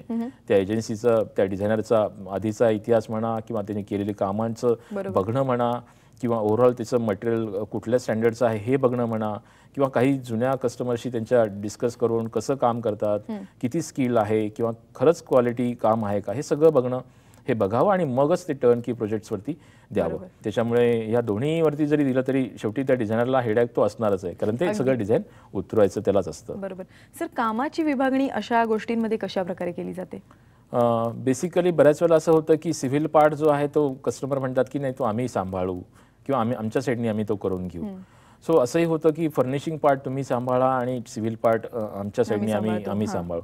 सो मला असं वाटतं की जे काय तुम्हाला कम्फर्टेबल वाटेल त्या पद्धतीने तुम्ही डिझायनरशी बोला. ह्याच्यात कुठल्याही प्रकारचा आग्रह डिझायनर साईडनी होत असेल तर तुम्ही तिथेच वेळेच त्याला सांगा की नाही हे मला असं बरोबर वाटत नाही आहे. सो तुम्ही जेवढं मोकळेपणाने सांगाल तेवढं ते मला वाटतं कदाचित ते काम चांगलं होण्याबद्दल आपण हे करू शकू. आणि बऱ्याच वेळेला असं होतं की सुरुवातीला म्हटलं जातं की नाही आम्ही सगळं बघूया, आमच्या साईडने आम्ही मटेरियल तुम्हाला पुरवूया, तुम्ही लेबर लावा. सो मला असं वाटतं की त्याच्यापेक्षा बेटर वे तुम्ही एकतर तुम्ही सगळं सांभाळावं, ज्याच्यात तुम्हाला सगळं मटेरियल, क्वालिटी हे सगळं तुम्ही व्यवस्थित आणू शकाल आणि घर डेकोरेट करू शकाल, किंवा तुम्ही डिझायनरवरती फेट ठेवा, विश्वास ठेवा आणि त्याला सांगा की हे सगळं करून द्या. बरोबर. सो दोन्ही याच्यामध्ये फायदा झाला तर तो मला असं वाटतं की ॲज अ त्या ओनरचाच होणार आहे, कारण ते घर व्यवस्थित होण्यासाठी दोघेही जण तेवढेच मेहनत घेणार आहेत. काही वेळेला असं होतं की वेळ नसतो आणि मग अर्धवट सोडून देऊन मग म्हणतात नाही तुम्ही आता ते सगळं पुढचं करा. मला असं वाटतं की त्याचं आखणी आधीच केलेली कधीही चांगली आणि मग नंतर त्याच्यावरती चिखलफेक होण्यापेक्षा आधीच ठरवावं की नाही सगळं काम एजन्सीला देऊन टाका आणि ते कसं काम करतात त्याच्यावरती फक्त तुम्ही लक्ष ठेवा. बरोबर. त्यामुळे मला असं वाटत नाही की त्यात विभागणी करण्यापेक्षा बेटर वे तुम्ही मेंटली विभागणी करा की मला काय नेमकं हे करायचं आहे ते. बरोबर. सर, पुन्हा एकदा तुम्ही इथे आलात आणि घराचं इंटिरियर करताना येणाऱ्या अडचणी, त्या अडचणींवरचे उपाय हे आम्हाला एवढ्या छान पद्धतीने तुम्ही मन मोकळेपणे सांगितले, त्याबद्दल खरंच धन्यवाद. थँक्यू. इथे घेऊयात एक ब्रेक आणि ब्रेक नंतर पाहूया. जर वास्तूतला चंद्र जर प्रॉपर बॅलन्स असला, उत्तर दिशा प्रॉपर अनुकूल असली तर कर्केची स्त्री म्हणजे सोनच, म्हणजे त्या घराला म्हणतात ना की लक्ष्मी लाभली असं म्हणता येईल.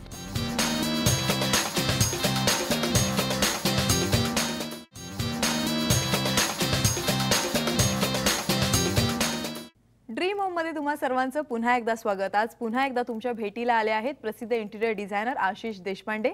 सर, तुमचं शो मध्ये स्वागत. नमस्कार. सर, इंटिरियर डिझायनरला घरी बोलवलंय आणि बजेटची आखणी करावी लागते. मग बजेट नसेल समजा तर मग टप्प्याटप्प्याने कामं करावी लागतात.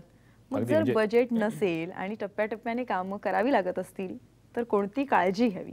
मला वाटतं की जसं आपण बजेट हा एक मोठा इश्यू त्याच्यामध्ये आहेच आहे, पण आपण जर म्हटलं की फेज वाईज टप्प्याटप्प्याने म्हणा किंवा फेज वाईज म्हणा, त्याच्यामध्ये आपल्याला करताना आपण 2-3 पद्धतीने आपण काम करणं अपेक्षित आहे. सो पहिली प्रायोरिटी कुठली आहे मला म्हणजे त्या फॅमिलीला, की मला काय काय लागणार आहे इमिडिएटली मी त्या नवीन घरामध्ये शिफ्ट झालो तर मला कुठे फर्निचर कुठे मला हे लागणार आहे. सो त्याचं एक तुम्ही विभागणी करावी. नंतर मग दुसऱ्या फेजमध्ये येतं ते तुम्हाला त्याचं डेकोरेशन जो काय भाग आहे त्याच्या संदर्भात तुम्ही काय विचार केला, त्याचं बजेटिंग कसं केलेलं आहे. सो मोस्टली ह्याच्यामध्ये एक काय म्हणता येईल लोकांचं चुकीचं हे होतं की ज्यावेळेला फेज वाईज केलं जातं त्यावेळेला प्रत्येक वेळेला नवीन डिझायनरकडनं काम केलं जातं. सो पहिल्या वेळेला एक जणाला बोलवायचं, त्याच्याकडनं काम करून घ्यायचं, नंतर दुसऱ्या वेळेला दुसऱ्याला बोलवायचं आणि मग ज्यावेळेला ते सगळं होतं त्यावेळेला ते घर काहीतरी असं चित्रविचित्र एक्झॅक्टली किंवा चित्रविचित्र दिसायला लागतं. सो मला असं वाटतं की त्याच्यात एकच काळजी घेणं आवश्यक आहे की तुम्ही पहिल्यांदा ज्यावेळेला काम करता त्यावेळेला तुम्ही पूर्ण घराचं लेआउटिंग करून घ्या. तुम्ही भलेही यावेळेला बेडरूमच करणार असाल किंवा फक्त किचन करणार असाल किंवा फक्त हॉल करणार असाल, पण घर पूर्ण लेआउटिंग किंवा डिझायनिंग आत्ताच करून ठेवा. बरोबर. जसं जसं तुमचं बजेटिंग होईल तसं तसं तुम्ही त्या त्या पद्धतीने ते पूर्ण जर आपण डेकोर करायला गेलो तर मला वाटतं की युनिफॉर्म आणि एक ते छान घराला लुक पण येऊ शकेल. बरोबर. पण फॉर्च्युनेटली असं घडत नाही. आणि चुकीचे अनुभव म्हणा किंवा काहीतरी ह्याच्यामधनं आपण ठरवतो की नाही यावेळेला ह्याच्याकडनं केलं, पुढच्या वेळेला अजून तो कोणीतरी रेफरन्स देतं आणि मग आपण त्याच्याकडनं काम करायला जातो. सो पहिल्यामध्ये आणि दुसऱ्यामध्ये तो खूप फरक जाणवायला लागतो. मग तसंच तो मग काय म्हणता येईल त्याचं लाईफ पण चेंज झालेलं असतं आणि मग ते जुनं दिसायला लागतं, हे नवीन, मग ठरवलं जातं की नाही हे पण बदलू आणि मग ते त्याच्यामध्ये वेगवेगळे खर्च वाढणं आणि मग पुन्हा बजेट हा त्याच्यामध्ये भाग येतो. बरोबर. सर, सातत्याने तुम्ही हे सांगताय की इंटिरियर डिझायनर बरोबर तुम्ही मनमोकळेपणाने बोला. बरोबर. तुमच्या ज्या काही समस्या असतील तुम्ही त्यांना सांगा. बरोबर. मग मला हेच विचारायचे की इंटिरियर डिझायनर बरोबर जर आपल्याला काही बोलायचे, काही गोष्टी शेअर करायच्या, तर त्या नेमक्या कोणत्या गोष्टी असल्या पाहिजेत? पहिली मला असं वाटतं की सगळ्यात मेन जी गोष्ट आहे ती आर्थिकच याच्यामधली आहे की ज्याच्यामध्ये आपल्याला जो त्रास सहन करावा लागतो. ठीक आहे, मानसिक आपण एखाद्याला सहन करू शकू, पण फायनान्शियली जर आपल्याला फटका बसला किंवा हे झालं तर मला वाटतं ते खूपच मोठं संकट त्या फॅमिलीवरती येऊ शकतं. सगळ्यात जास्त महत्त्वाचं एक्झॅक्ट, सगळ्यात मोठा पार्ट आहे तो. सो त्याच्यामुळे मनमोकळेपणाने तुम्ही शेअर करा, बजेट शेअर करा डेफिनेटली. त्याच्याबद्दल जो काय आपण त्याच्यासाठी एक्सपेन्सेस करणार आहोत ते एक्सपेन्सेस वर्थ आहेत का, बरोबर. हा एक मोठा पॉईंट आहे. कारण काय होईल की आपण बजेट चांगला आहे पण ते क्वालिटी काम होत नाही आहे तर डेफिनेटली चुकीचं होईल, किंवा बजेट कमी आहे आणि खूप क्वालिटी काम होतं तेही चुकीचं होईल. सो कुठेतरी सुवर्ण मध्ये काढणं गरजेचं आहे की मला माझे एक्सपेन्सेस आणि मला मिळणाऱ्या सर्व्हिसेस, मला मिळणारं सगळं मटेरियल हे एकाच लेवलचं आहे आणि व्यवस्थित मला मिळतं. बरोबर. सो हे जर केलं तर मला वाटत नाही की त्याच्यामध्ये काही फारसा प्रॉब्लेम्स येऊ शकतील. त्याच्यामुळे फक्त ह्याला एवढंच आहे की तुम्ही जेवढं मोकळेपणाने, जेवढे तुम्हाला क्वेश्चन्स तुमच्या डोक्यामध्ये आहेत ते सगळे क्वेश्चन्स तुम्ही डिझायनर बरोबर विचारा. तुम्हाला जर उत्तर नाही मिळालं तर रिपीटेडली विचारा तुम्ही, किंवा रोज तुम्हाला वाटतं की नाही माझं बजेट वाढलं का, अगदी छोट्या हँडल मी ह्याऐवजी ह्या बदलायचं म्हटलं तर माझे एक्सपेन्सेस वाढणार का, हे सगळं तुम्ही क्लिअर करा. बरोबर. काय होतं फॉर्च्युनेटली ते सगळं झाल्यानंतर आपण त्या गोष्टीवरती येतो आणि मग सडनली एखाद दिवशी कळतं की आपलं बजेट खूप 20% वाढलंय आणि मग एकदम तो शॉक बसतो आणि मग सगळंच कोलॅप्स होतं. मला असं वाटतं की चांगलं फायनान्शियल तुम्हाला जर तुमचं मेंटेन करायचं असेल डेफिनेटली तुम्ही या बाबतीमध्ये अगदी मनमोकळेपणाने डिझायनरशी बोलावं. बरोबर. सर, तुम्ही सांगता की प्रत्येक टप्प्यावर तुम्हाला येणारे जे काही प्रश्न असतील ते तुम्ही डिझायनरशी बोलून सोडवले पाहिजेत. बरोबर. आता प्रश्न पुढचा आहे तो म्हणजे बजेटचा. बरोबर. प्रत्येक टप्प्याटप्प्याला डिझायनरचा खर्चही वाढतो का, त्याची फी वाढत जाते का?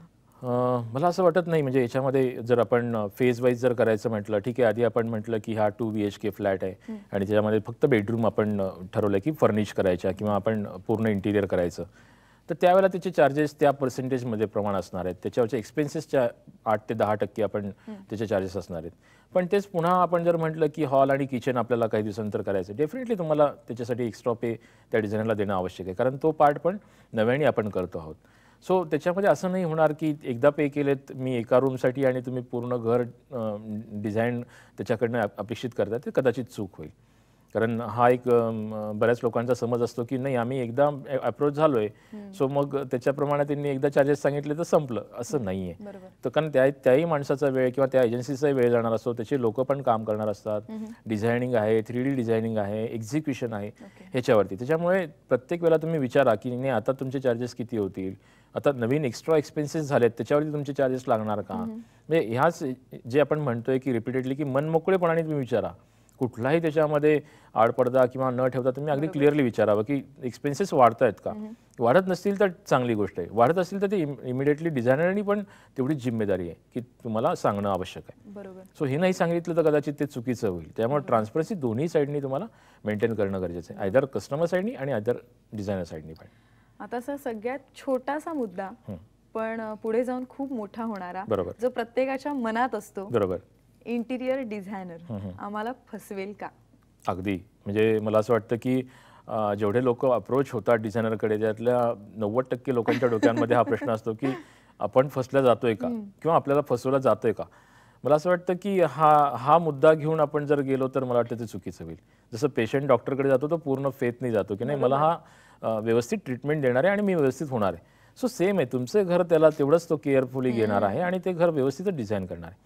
सो हा मुद्दा मला असं वाटतं की तुम्ही टोटली डोक्यातनं काढावा. ठेवायचा तर विश्वास 100% ठेवावा. जर तुमच्या मनामध्ये काही किंतु असतील, काही प्रश्न असतील तर तुम्ही आधीच क्लिअर करा.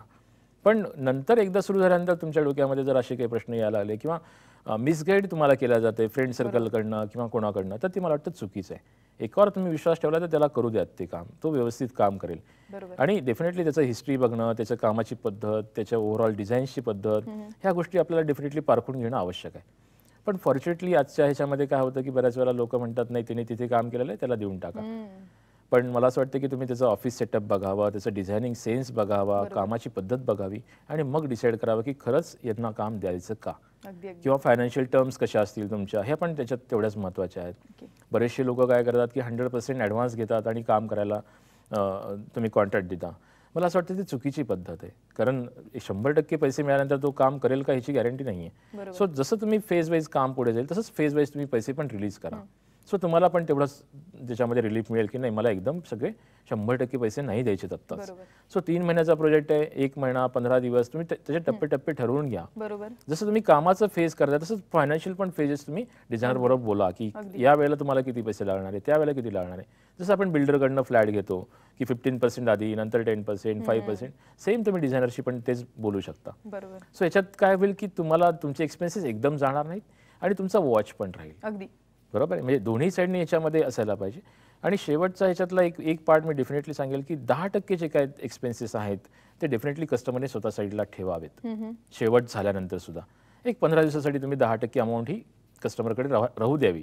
डिझायनरची पण तेवढीच रिस्पॉन्सिबिलिटी आहे, कारण काय होतं की छोटे मोठे कामं राहिलेले असतात, काहीतरी राहिलेलं असतं आणि मग ते एंटरटेन केल्या जात नाहीत. त्याच्यामुळे बेटर वे कस्टमरकडे जर ती 10% अमाऊंट ठेवून घेतली तर ते सगळे कामं पूर्ण होतील आणि हेडॅक नाही होणार. सो ह्या ज्या काय बारीक बारीक गोष्टी आहेत मला असं वाटतं की त्या कस्टमर म्हणून त्यांनी ते अप्लाय केली तर मला वाटतं ते घर डिझाईन करताना त्यांना तेवढा मानसिक त्रास तो होणार नाही. बरोबर सर. इंटिरियर डेकोरेशन हा मुद्दा किंवा इंटिरियर डिझायनिंग हा मुद्दा हाताळताना आपण अनेक छोट्या छोट्या गोष्टींना स्पर्श केला आणि त्यातून खूप छान छान टिप्सही तुम्ही आम्हाला दिल्यात. आणि यातून सगळ्यातून एकच मला सांगावं असं वाटतं की कुठेतरी त्या घराची काळजी आणि घरातून निर्माण होणारं विश्वासाचं नातंही तितकंच महत्वाचं आहे, जे डिझायनर आणि त्या कस्टमरने जपणं जास्त गरजेचं आहे. सर पुन्हा एकदा तुम्ही इथे आलात आणि एवढी छान माहिती आम्हाला दिली त्याबद्दल खरंच धन्यवाद. थँक्यू. इथे घेऊयात एक ब्रेक आणि ब्रेक नंतर पाहूया. सिंह राशीच्या लोकांची असते वास्तूमध्ये राहताना ते जेवढ्या ताकदीने पुढे येतात कालांतराने त्यांच्यामध्ये थोडीशी मानसिक मरगळ निर्माण होते आणि थोडेसे ते ढेपाळले जाऊ शकतात, थोडेसे कंटाळा करायला लागतात.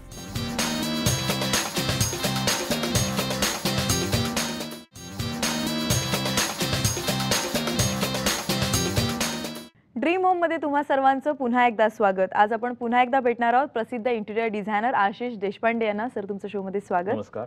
सर रेडीमेड फर्निचर जर घ्यायचं असेल तर खरंच ते घ्यावं का? म्हणजे इंटिरियर करताना आपला पहिला जो कल जातो तो मला असं वाटतं की बघूया विकत काय मिळतं ते. म्हणजे हा एक सर्वसाधारण 99% घरांमध्ये घडणारा हा संवाद असतो. कारण फ्लॅट घेऊन फ्लॅट बऱ्यापैकी फ्लॅट झाल्यासारखं होतं, कारण आज कॉस्ट खूप वाढलेली आहे. त्याच्यानंतर पुन्हा इंटिरियर करायचं तर त्याच्यासाठी पैसे आणि बजेटिंग हा सगळा प्रकार येतो. किंवा बरेचसे कपल्स म्हणा किंवा बरेचशा फॅमिलीज ह्या रेडीमेड फर्निचर किंवा विकतचं फर्निचर आणण्यामध्ये जास्त उत्सुक असतात. त्याच्यामुळे मला असं वाटतं की आज आपल्याकडे बघायला गेलं तर सगळे टॉप क्लासची ब्रँड जे काय आहेत म्हणजे इंटरनॅशनल लेवलला म्हणा किंवा नॅशनल लेवलला म्हणा हे आपल्याकडे अवेलेबल आहेत. आणि चांगल्या लाकडामध्ये म्हणा चांगल्या मटेरियलमध्ये म्हणा आपल्याकडे फर्निचर मिळतं. सो डेफिनेटली म्हणजे आपल्याला घ्यायचं असेल तर आपण ते घेऊ शकतो. फक्त आपल्याला त्याच्यामध्ये आपल्याला एवढा विचार करावा लागेल की आपल्याला ते सूट होणार आहे का, हा एकमेव त्याच्यामध्ये पॉईंट आहे. आणि त्या गरजा आपल्याला त्या भागवणार का, हा एक दुसरा भाग. सो आपले फॅमिली मेंबर्स, फॅमिली साईज ह्याप्रमाणे जर आपण त्याचं सिलेक्शन केलं किंवा आपण त्याप्रमाणे त्याचं काय म्हणता येईल क्वालिटी पाहिली तर डेफिनेटली आपल्याला ते घ्यायला काहीच अडचण नाही. पण फॉर्च्युनेटली ह्याच्यामध्ये होतं काय की आपण मिसगाईड केलं जातं आणि आपण ते काहीतरी उचलून आणतो आणि मग पश्चाताप करायची वेळ येते. सो मला असं वाटतं की मिसगाईड न होता किंवा कुठेही काय म्हणता येईल एक्साईट न होता अगदी पारखून म्हणजे जसं आपण कुठली वस्तू घेतो त्यावेळेला 4 ठिकाणी फिरतो आणि मग घेतो, सेम मला असं वाटतं की रेडीमेड फर्निचर घेताना पण तुम्ही सगळी दुकानं पालथी घालावीत आणि मगच तुम्ही कुठलं चांगलं आहे, कुठल्याचा ब्रँड चांगला आहे, कुठल्याची क्वालिटी चांगली आहे आणि कोण आपल्याला सर्व्हिस देणार आहे, हा एक त्याच्यामध्ये मोठा पॉईंट आहे. सो हे सगळे जर पॉईंट्स आपल्याला झाले की नाही हे ओके आहेत आणि हे सगळे व्यवस्थित वर्क होतात तर डेफिनेटली तुम्ही रेडीमेड फर्निचर घेण्यामध्ये काहीच प्रॉब्लेम नाही आहे. बरोबर. सर रेडीमेड फर्निचर कसं घ्यायचं किंवा त्यासाठी काय काळजी घेतली पाहिजे हे तर तुम्ही आम्हाला क्लिअर सांगितलं, पण हे रेडीमेड फर्निचर घेतल्यानंतर त्याचे नेमके काय फायदे आम्हाला मिळतात? अगदी मला असं वाटतं की टाइम कन्झ्युमिंग आहे. तुम्ही म्हटलात तरी अगदी 8-10 दिवसामध्ये तुम्हाला रेडीमेड फर्निचर घरी येतं आणि तुम्ही ते लावू शकता. घरात आपण काम करायचं म्हणले की 2-3 महिने 4 महिन्याचा हा पिरियड जातो, कारण फ्लॅट मिळणं आजकाल तसं बऱ्यापैकी बऱ्याच वेळेला लेट पोझिशन होतात, EMI चालू होतो, तिथे कुठेतरी कॉस्ट जात असते आणि मग प्रत्येकाला असं वाटतं की पटकन मला ते पोझिशन मिळावं आणि मी पटकन राहायला जावं. ह्याच्यामध्ये आपल्याला असं वाटतं की अजून पुन्हा इंटिरियरवरती 3-4 महिने 6 महिने घालायचे आणि मग आपण ते राहायला जायचं. म्हणजे तिथे पुन्हा तुमचा EMI आणि हे सगळे कॅल्क्युलेशन्स चेंज होणार. सो मला असं वाटतं की फायदे बरेच आहेत. म्हणजे तुम्हाला इमिडिएटली ते फर्निचर मिळतं, तुम्ही लावू शकता, ते एन्जॉय करू शकता. आता तोटे काही प्रमाणामध्ये असणारच डेफिनेटली. म्हणजे कुठलेही प्रॉडक्ट म्हणलं आपण की फायदे आणि तोटे आले. मी ते विचारणारच होते तुम्हाला. एक्झॅक्टली. पण मला असं वाटतं की फायद्याच्या मानाने तोटे आपण कॅल्क्युलेट करावेत आणि मग डिसाईड करावं की काय फायदे, म्हणजे फायदे 60% आहेत आणि तोटे 20% आहेत. बरोबर. तर डेफिनेटली मी म्हणेल की फायदे जास्त आहेत, तर तुम्ही जायला हरकत नाही. बरोबर. त्याच्यामुळे मला वाटतं की रेडीमेड फर्निचर घेऊन तुम्ही ते घर डेकोरेट करू शकाल. डेफिनेटली त्याला इंटिरियर म्हणता येणार नाही, पण आपल्याला ॲटलिस्ट आपली ती गरज तरी त्या तत्कालीन ती गरज तरी आपण भागवू शकू असं आपण म्हणू बरोबर. शकतो. सर, या फर्निचरमध्ये साधारण कोणत्या गोष्टींचा आपण जास्त विचार करायला हवा?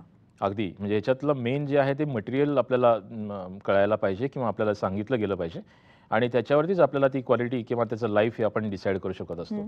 सो मला असं वाटतं की आज आपल्याकडे थोडं मिसगाईड म्हणा किंवा थोडं आपल्याला चुकीचे काही समज आपल्यावरती दुकानदार लोक म्हणा किंवा शॉपकीपर आपल्यावरती हे करतात.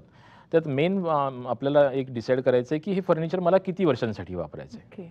माझ्या घरामध्ये माझ्या घरातलं सगळं एन्व्हायरमेंट हे कोण वापरणार आहे, म्हणजे मी ओनर म्हणून वापरणार आहे का घरातले सर्व्हंट ते यूज करणार आहेत, हा सुद्धा तेवढाच त्याच्यामध्ये एक मोठा मुद्दा आहे. कारण बऱ्याच वेळेला काय होतं की ते फर्निचर जर एखादा सर्व्हंट म्हणा किंवा घरातली कामवाली बाई ऑपरेट करणार असेल तर ती थोडी काय म्हणता येईल रफ कंडिशनमध्ये ती वापरायचा प्रयत्न करते, कारण तिला तुमच्या फर्निचरचं तेवढी केअर नसते. बरोबर. सो जर ओनर वापरणार असेल तर अगदी तुम्ही अल्लादी दार उघडणार, बंद करणार, ते मुवमेंट छान होतील, ते त्याचा लाईफ पण मिळेल. पण तेच अगदी धाडकन जर आपण करायला गेलो तर डेफिनेटली ते मिळणार नाही. बरोबर. सो आपल्याला डिसाईड करायचं की कोण यूज करणार आहे, युसेज किती आहे. मुलांच्या रूममध्ये रेडीमेड फर्निचर आपण द्यायचं म्हटलं तर ते नाही चालणार, थोडं तिथे त्याला डेलिकेट एवढं मटेरियल आपल्याला चालू शकत नाही. सो त्यांच्यासाठी थोडं रफ म्हणा किंवा आपण करून घेऊ शकलो असं काही ऑप्शन्स त्याच्यामध्ये आपण वर्कआउट करू शकतो. बरोबर. सो मेन मुद्दा ह्याच्यामध्ये याचा आहे की आपण कोण यूज करत आहे, किती दिवसांसाठी आपण यूज करणार आहोत आणि त्याच्यात माझी सगळी गरज भागतीये का, हा एक त्याच्यामधलं मेन पॉईंट आहे. बरोबर. सो मला असं वाटतं की घ्यायला काहीच अडचण नाही आहे, म्हणजे तुम्हाला चॉईस भरपूर आहे. बऱ्याच वेळेला असंही होऊ शकेल की एखाद्या ग्राहकाचं असंही होऊ शकेल की 3 वर्ष मी वापरेल आणि नंतर टाकून देईल. डेफिनेटली चांगलं ऑप्शन आहे. बायबॅक पण त्याच्यामध्ये काही कंपनीज बायबॅक पण देतात, तसंही तुम्हाला बेनिफिट त्याच्यामध्ये मिळू शकतो. दर 3 वर्षांनी तुम्हाला घराचं नवीन लुक मिळू शकेल. बरोबर. सो फायदे तसे बरेच आहेत. तोटे डेफिनेटली त्याच्यामध्ये आपण वर्कआउट करणं, जसं आपण मगाशी म्हटलं की किती पर्सेंटमध्ये तोटे आहेत ते आपण डिसाईड करणं गरजेचं आहे. बरोबर. सर, बाजारात वेगवेगळ्या ब्रँडचं फर्निचर सध्या अवेलेबल आहे आणि काही माफक दरात अवेलेबल होतं तर काहींची अगदी रेंज अगदी हाय आहे. मग अशा वेळेस खर्चात किती फरक पडतो? अगदी एखाद्या ब्रँडेड कंपनीचा जर आपण बेडरूम सेट म्हणायला गेलो, बेडरूम सेट म्हणजे 2 वॉर्डरोब्स आणि बेड आणि साईड टेबल आणि एखादा ड्रेसर, तर साधारणतः एखाद्या ब्रँडेड कंपनीचा साधारणतः 1,75,000 2 लाखापर्यंत पण कॉस्ट आजकाल चार्ज केले जाते.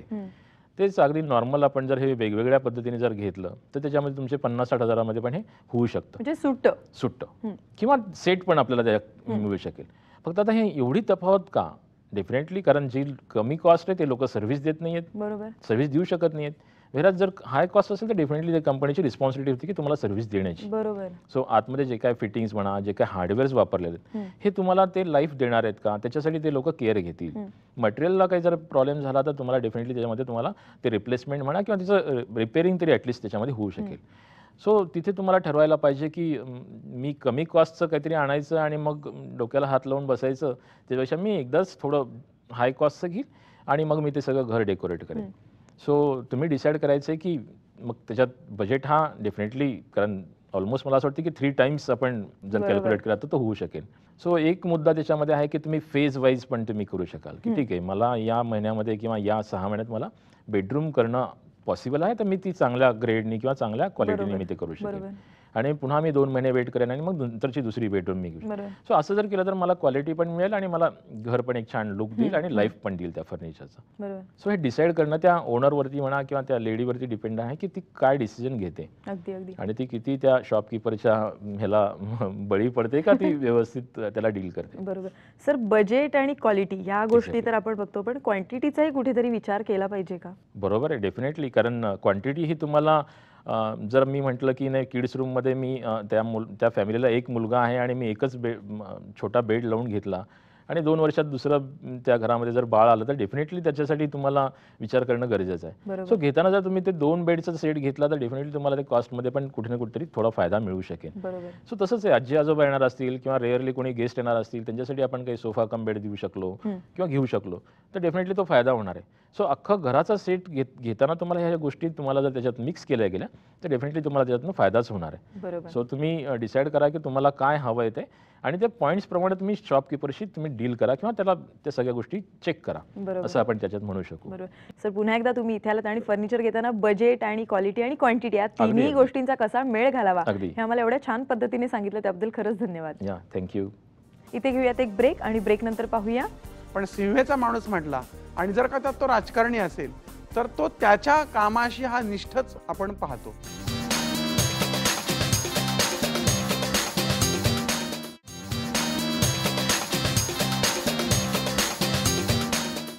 ड्रीम होम मध्ये तुम्हा सर्वांचं पुन्हा एकदा स्वागत. आज पुन्हा एकदा आपल्यावर आहेत प्रसिद्ध interior designer Ashish Deshpande. Sir तुमचं पुन्हा एकदा शो मध्ये नमस्कार. स्वागत. सर रेडीमेड फर्निचर आणि आपण आपल्या गरजेप्रमाणे जे फर्निचर बनवून घेतो यात नेमका काय फरक आहे?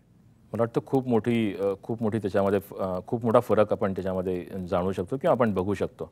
बऱ्याच वेळेला असं वाटतं की रेडीमेड फर्निचर आपण घ्यायचा विचार करतो तोच मुळात एक टाईम पिरियड म्हणा किंवा टाईम बिईंग किंवा तात्पुरतं असं नॉर्मली त्याच्यामध्ये आपण आपला समज असतो आणि आपण तेवढ्या काळापुरतं आपण ते फर्निचर वापरतो.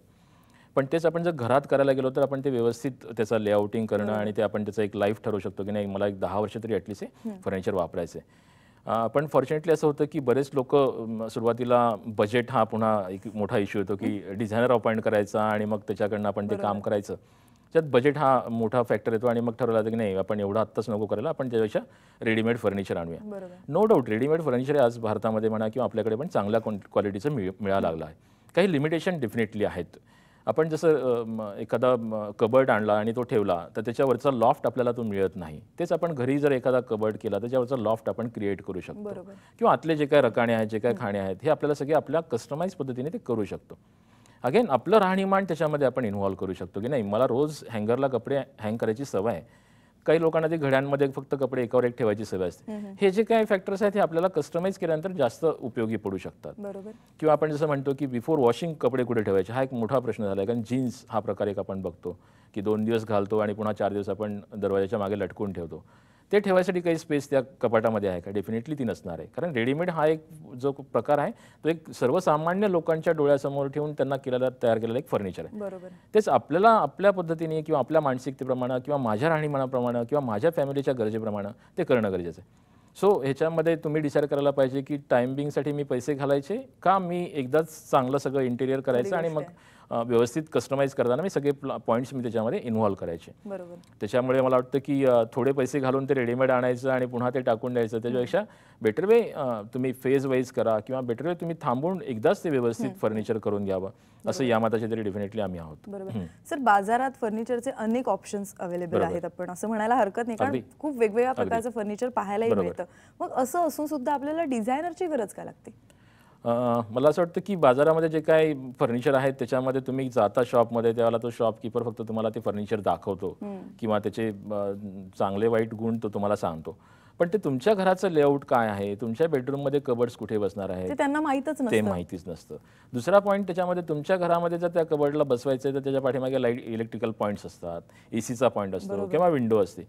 ह्या सगळ्याचा विचार ते लोक करत नाहीत. ते लोक तिथल्या तिथे फक्त मार्केटिंग केलं जाते आणि हे कबर्ड किती चांगलं आहे असं सांगितलं जातं आणि ते कन्व्हिन्स केलं जातं. पण ज्यावेळेला ते आपण घरात आणतो आणि लावतो त्यावेळेला ते जाणवतं की अरे हे कुठेतरी मिसमॅच झालं आहे. कुठेतरी ते पैसे आपले वेस्ट होतात आणि पुन्हा आपण करून घेतो त्याच्यामध्ये पुन्हा पैसे जास्त जावं लागतात. त्याच्यामुळे मला असं वाटतं की जेव्हा तुम्ही रेडीमेड फर्निचर घेत असाल तरी तुम्ही डिझायनरला अप्रोच व्हा. तुम्हाला काय हवं आहे ते तुम्ही डिझायनरशी बोला आणि त्याच्याप्रमाणे डिझायनर आणि शॉपकीपर यांच्यामध्ये ते जो काय संवाद आहे तो घडू द्यात. त्याच्यात फक्त तुमचा रोल एवढाच राहील की तुम्ही तुमचं बजेट एक्सप्लोर करा किंवा बजेट शेअर करा असं म्हणता येईल. आणि मग त्याच्याप्रमाणे तो डिझायनर तुम्हाला सजेस्ट करू शकेल की ठीक आहे हे कबर्ड इथे बसू शकेल, या मापाचं आपण आपल्याला लागणार आहे. सो डेफिनेटली म्हणजे तुम्ही आयदर रेडीमेड घेतलं तरी तुम्ही डिझायनरला इन्व्हॉल्व केलं तर एक चांगली गोष्ट होऊ शकेल आणि ते तुम्हाला चांगलं गाईड करू शकेल. आणि बऱ्याच वेळेला असं होतं की आपण म्हणतो की नाही रेडीमेडच घ्यायचं तर मग डिझायनर कशाला पाहिजे. पण स्किन किंवा त्याचं लुक किंवा त्याचं ओव्हरऑल सगळं प्रेझेंटेशन हे जे आपल्याला पाहिजे असेल तर डेफिनेटली आपल्याला डिझायनरला अपॉइंट करणं गरजेचं आहे. त्या केसमध्ये मला वाटतं की ठीक आहे डिझायनर थोडे चार्जेस लावेल पण डेफिनेटली तुमचं घर ते लुकमध्ये आणि सगळ्या डेकोरमध्ये ते कमी पडणार नाही. बरोबर. सर तुम्ही म्हणालात की डिझायनर चार्ज लावेल. बरोबर. मग जर अशा पद्धतीने डिझायनरची मदत घ्यायची असेल त्याची फी किती आणि कशा प्रकारची असते? अगदी म्हणजे हा पुन्हा एक वादाचा मुद्दा पुन्हा एक आपण ओपन करतो आहोत म्हणा किंवा बऱ्याच लोकांना ह्याच्यात वाद जाणवतो. मला असं वाटतं की रेडीमेड फर्निचरसाठी जर आपण कोणाची हेल्प घेत असू किंवा डिझायनरला आपण अपॉइंट करू, डेफिनेटली त्याला त्याचे चार्जेस देणं गरजेचं आहे. कारण तो त्याचा वेळ देणार, तो सगळं त्याच्यावरती अभ्यास करणार, ते सगळे लुक कसे हवेत तो त्या शॉपकीपरशी बोलणार. आणि आज थोडं जर तुम्ही बाहेरच्या साईडला बघितलं किंवा बाहेरच्या देशांमध्ये बघितलं तर ते रेडीमेड फर्निचर घेण्यासाठी सुद्धा डिझायनरला अपॉइंट केलंच जातं. तिकडे काही मेकिंग करणं एवढं पॉसिबल नाही आहे. त्याच्यामुळे आताही ती पद्धत आपल्याकडे आता हळूहळू यायला लागली आहे की ठीक आहे, मला रेडीमेड घ्यायचं तरी मी डिझायनरला अपॉइंट करेन आणि लोक त्याला चार्जेस द्यायला तयार आहेत. तेव्हा मला असं वाटतं की रेडीमेड फर्निचर घेण्यासाठी तुम्ही साधारणतः 5% तुम्ही त्या जी काय टोटल व्हॅल्यू होईल त्याच्यावरती तुम्ही 5% त्या डिझायनरशी तुम्ही त्याचे चार्जेस द्यावेत. हे एक स्टँडर्ड मोजमाप आपण त्याला म्हणू शकू. आणि त्या केसमध्ये तो तुम्हाला पूर्ण गाईड करू शकेल, कुठल्या पद्धतीचं वॉर्डरोब, कुठल्या पद्धतीचं मटेरियल त्याच्यामध्ये असावं, कुठल्या पद्धतीची वरची स्किन असावी आणि कसे त्याचे लॉक्स असावेत किंवा जे काय डिटेलिंग आहे हे सगळं तो तुम्हाला देऊ शकेल आणि तो शॉपकीपरशी तो डील करू शकेल. जेणेकरून की जेव्हा ते फर्निचर पूर्ण घरामध्ये येईल त्यावेळेला तुम्हाला ते छान व्यवस्थित सूट होऊ शकेल आणि दिसताना पण ते चांगलं दिसू शकेल. बरोबर. सर आता ठरवलं आपण की रेडीमेड फर्निचर घ्यायचं. बरोबर. मग हे ठरवल्यानंतर आणि ते फर्निचर घरात आल्यानंतर आपल्याला हवा तसा लुक आपण त्या घराला देऊ शकतो? मला वाटतं की तो थोडा फरक पडणार, कारण रेडीमेडमध्ये आपण फक्त फर्निचर आणतो आहोत. कलर स्कीम आपली ती जुनीच आहे किंवा लाईट्स हे आपले जुनेच आहेत, ह्याच्यामध्ये आपल्याला कुठे चेंजेस नाही आहेत. सो आपल्याला त्याच्याबरोबर बाकीच्या पण गोष्टीमध्ये काही बदल करणं गरजेचं आहे. त्यामुळे नुसतं रेडीमेड फर्निचर आणण्यापेक्षा मला असं वाटतं की त्याला काही थोडी जोड आपण वॉलपेपरशी म्हणा किंवा एखाद्या वॉलला आपण डार्क कलर स्कीम म्हणा किंवा कर्टन्स आपण चेंज केले किंवा फ्लॉवर वॉस आपण कुठे त्याच्यामध्ये बसू शकलो किंवा ठेवू शकलो तर ते कुठेतरी त्याचा लुक चेंज होऊ शकेल. त्यामुळे नुसतं फर्निचर आणून नाही होणार आहे. म्हणजे हा पुन्हा एक म्हणता येईल की याच्यामधनं मी क्लिअर करायचं माझी इच्छा आहे की बऱ्याचशा लोकांना असं वाटतं की फर्निचर केलं की इंटिरियर केलं.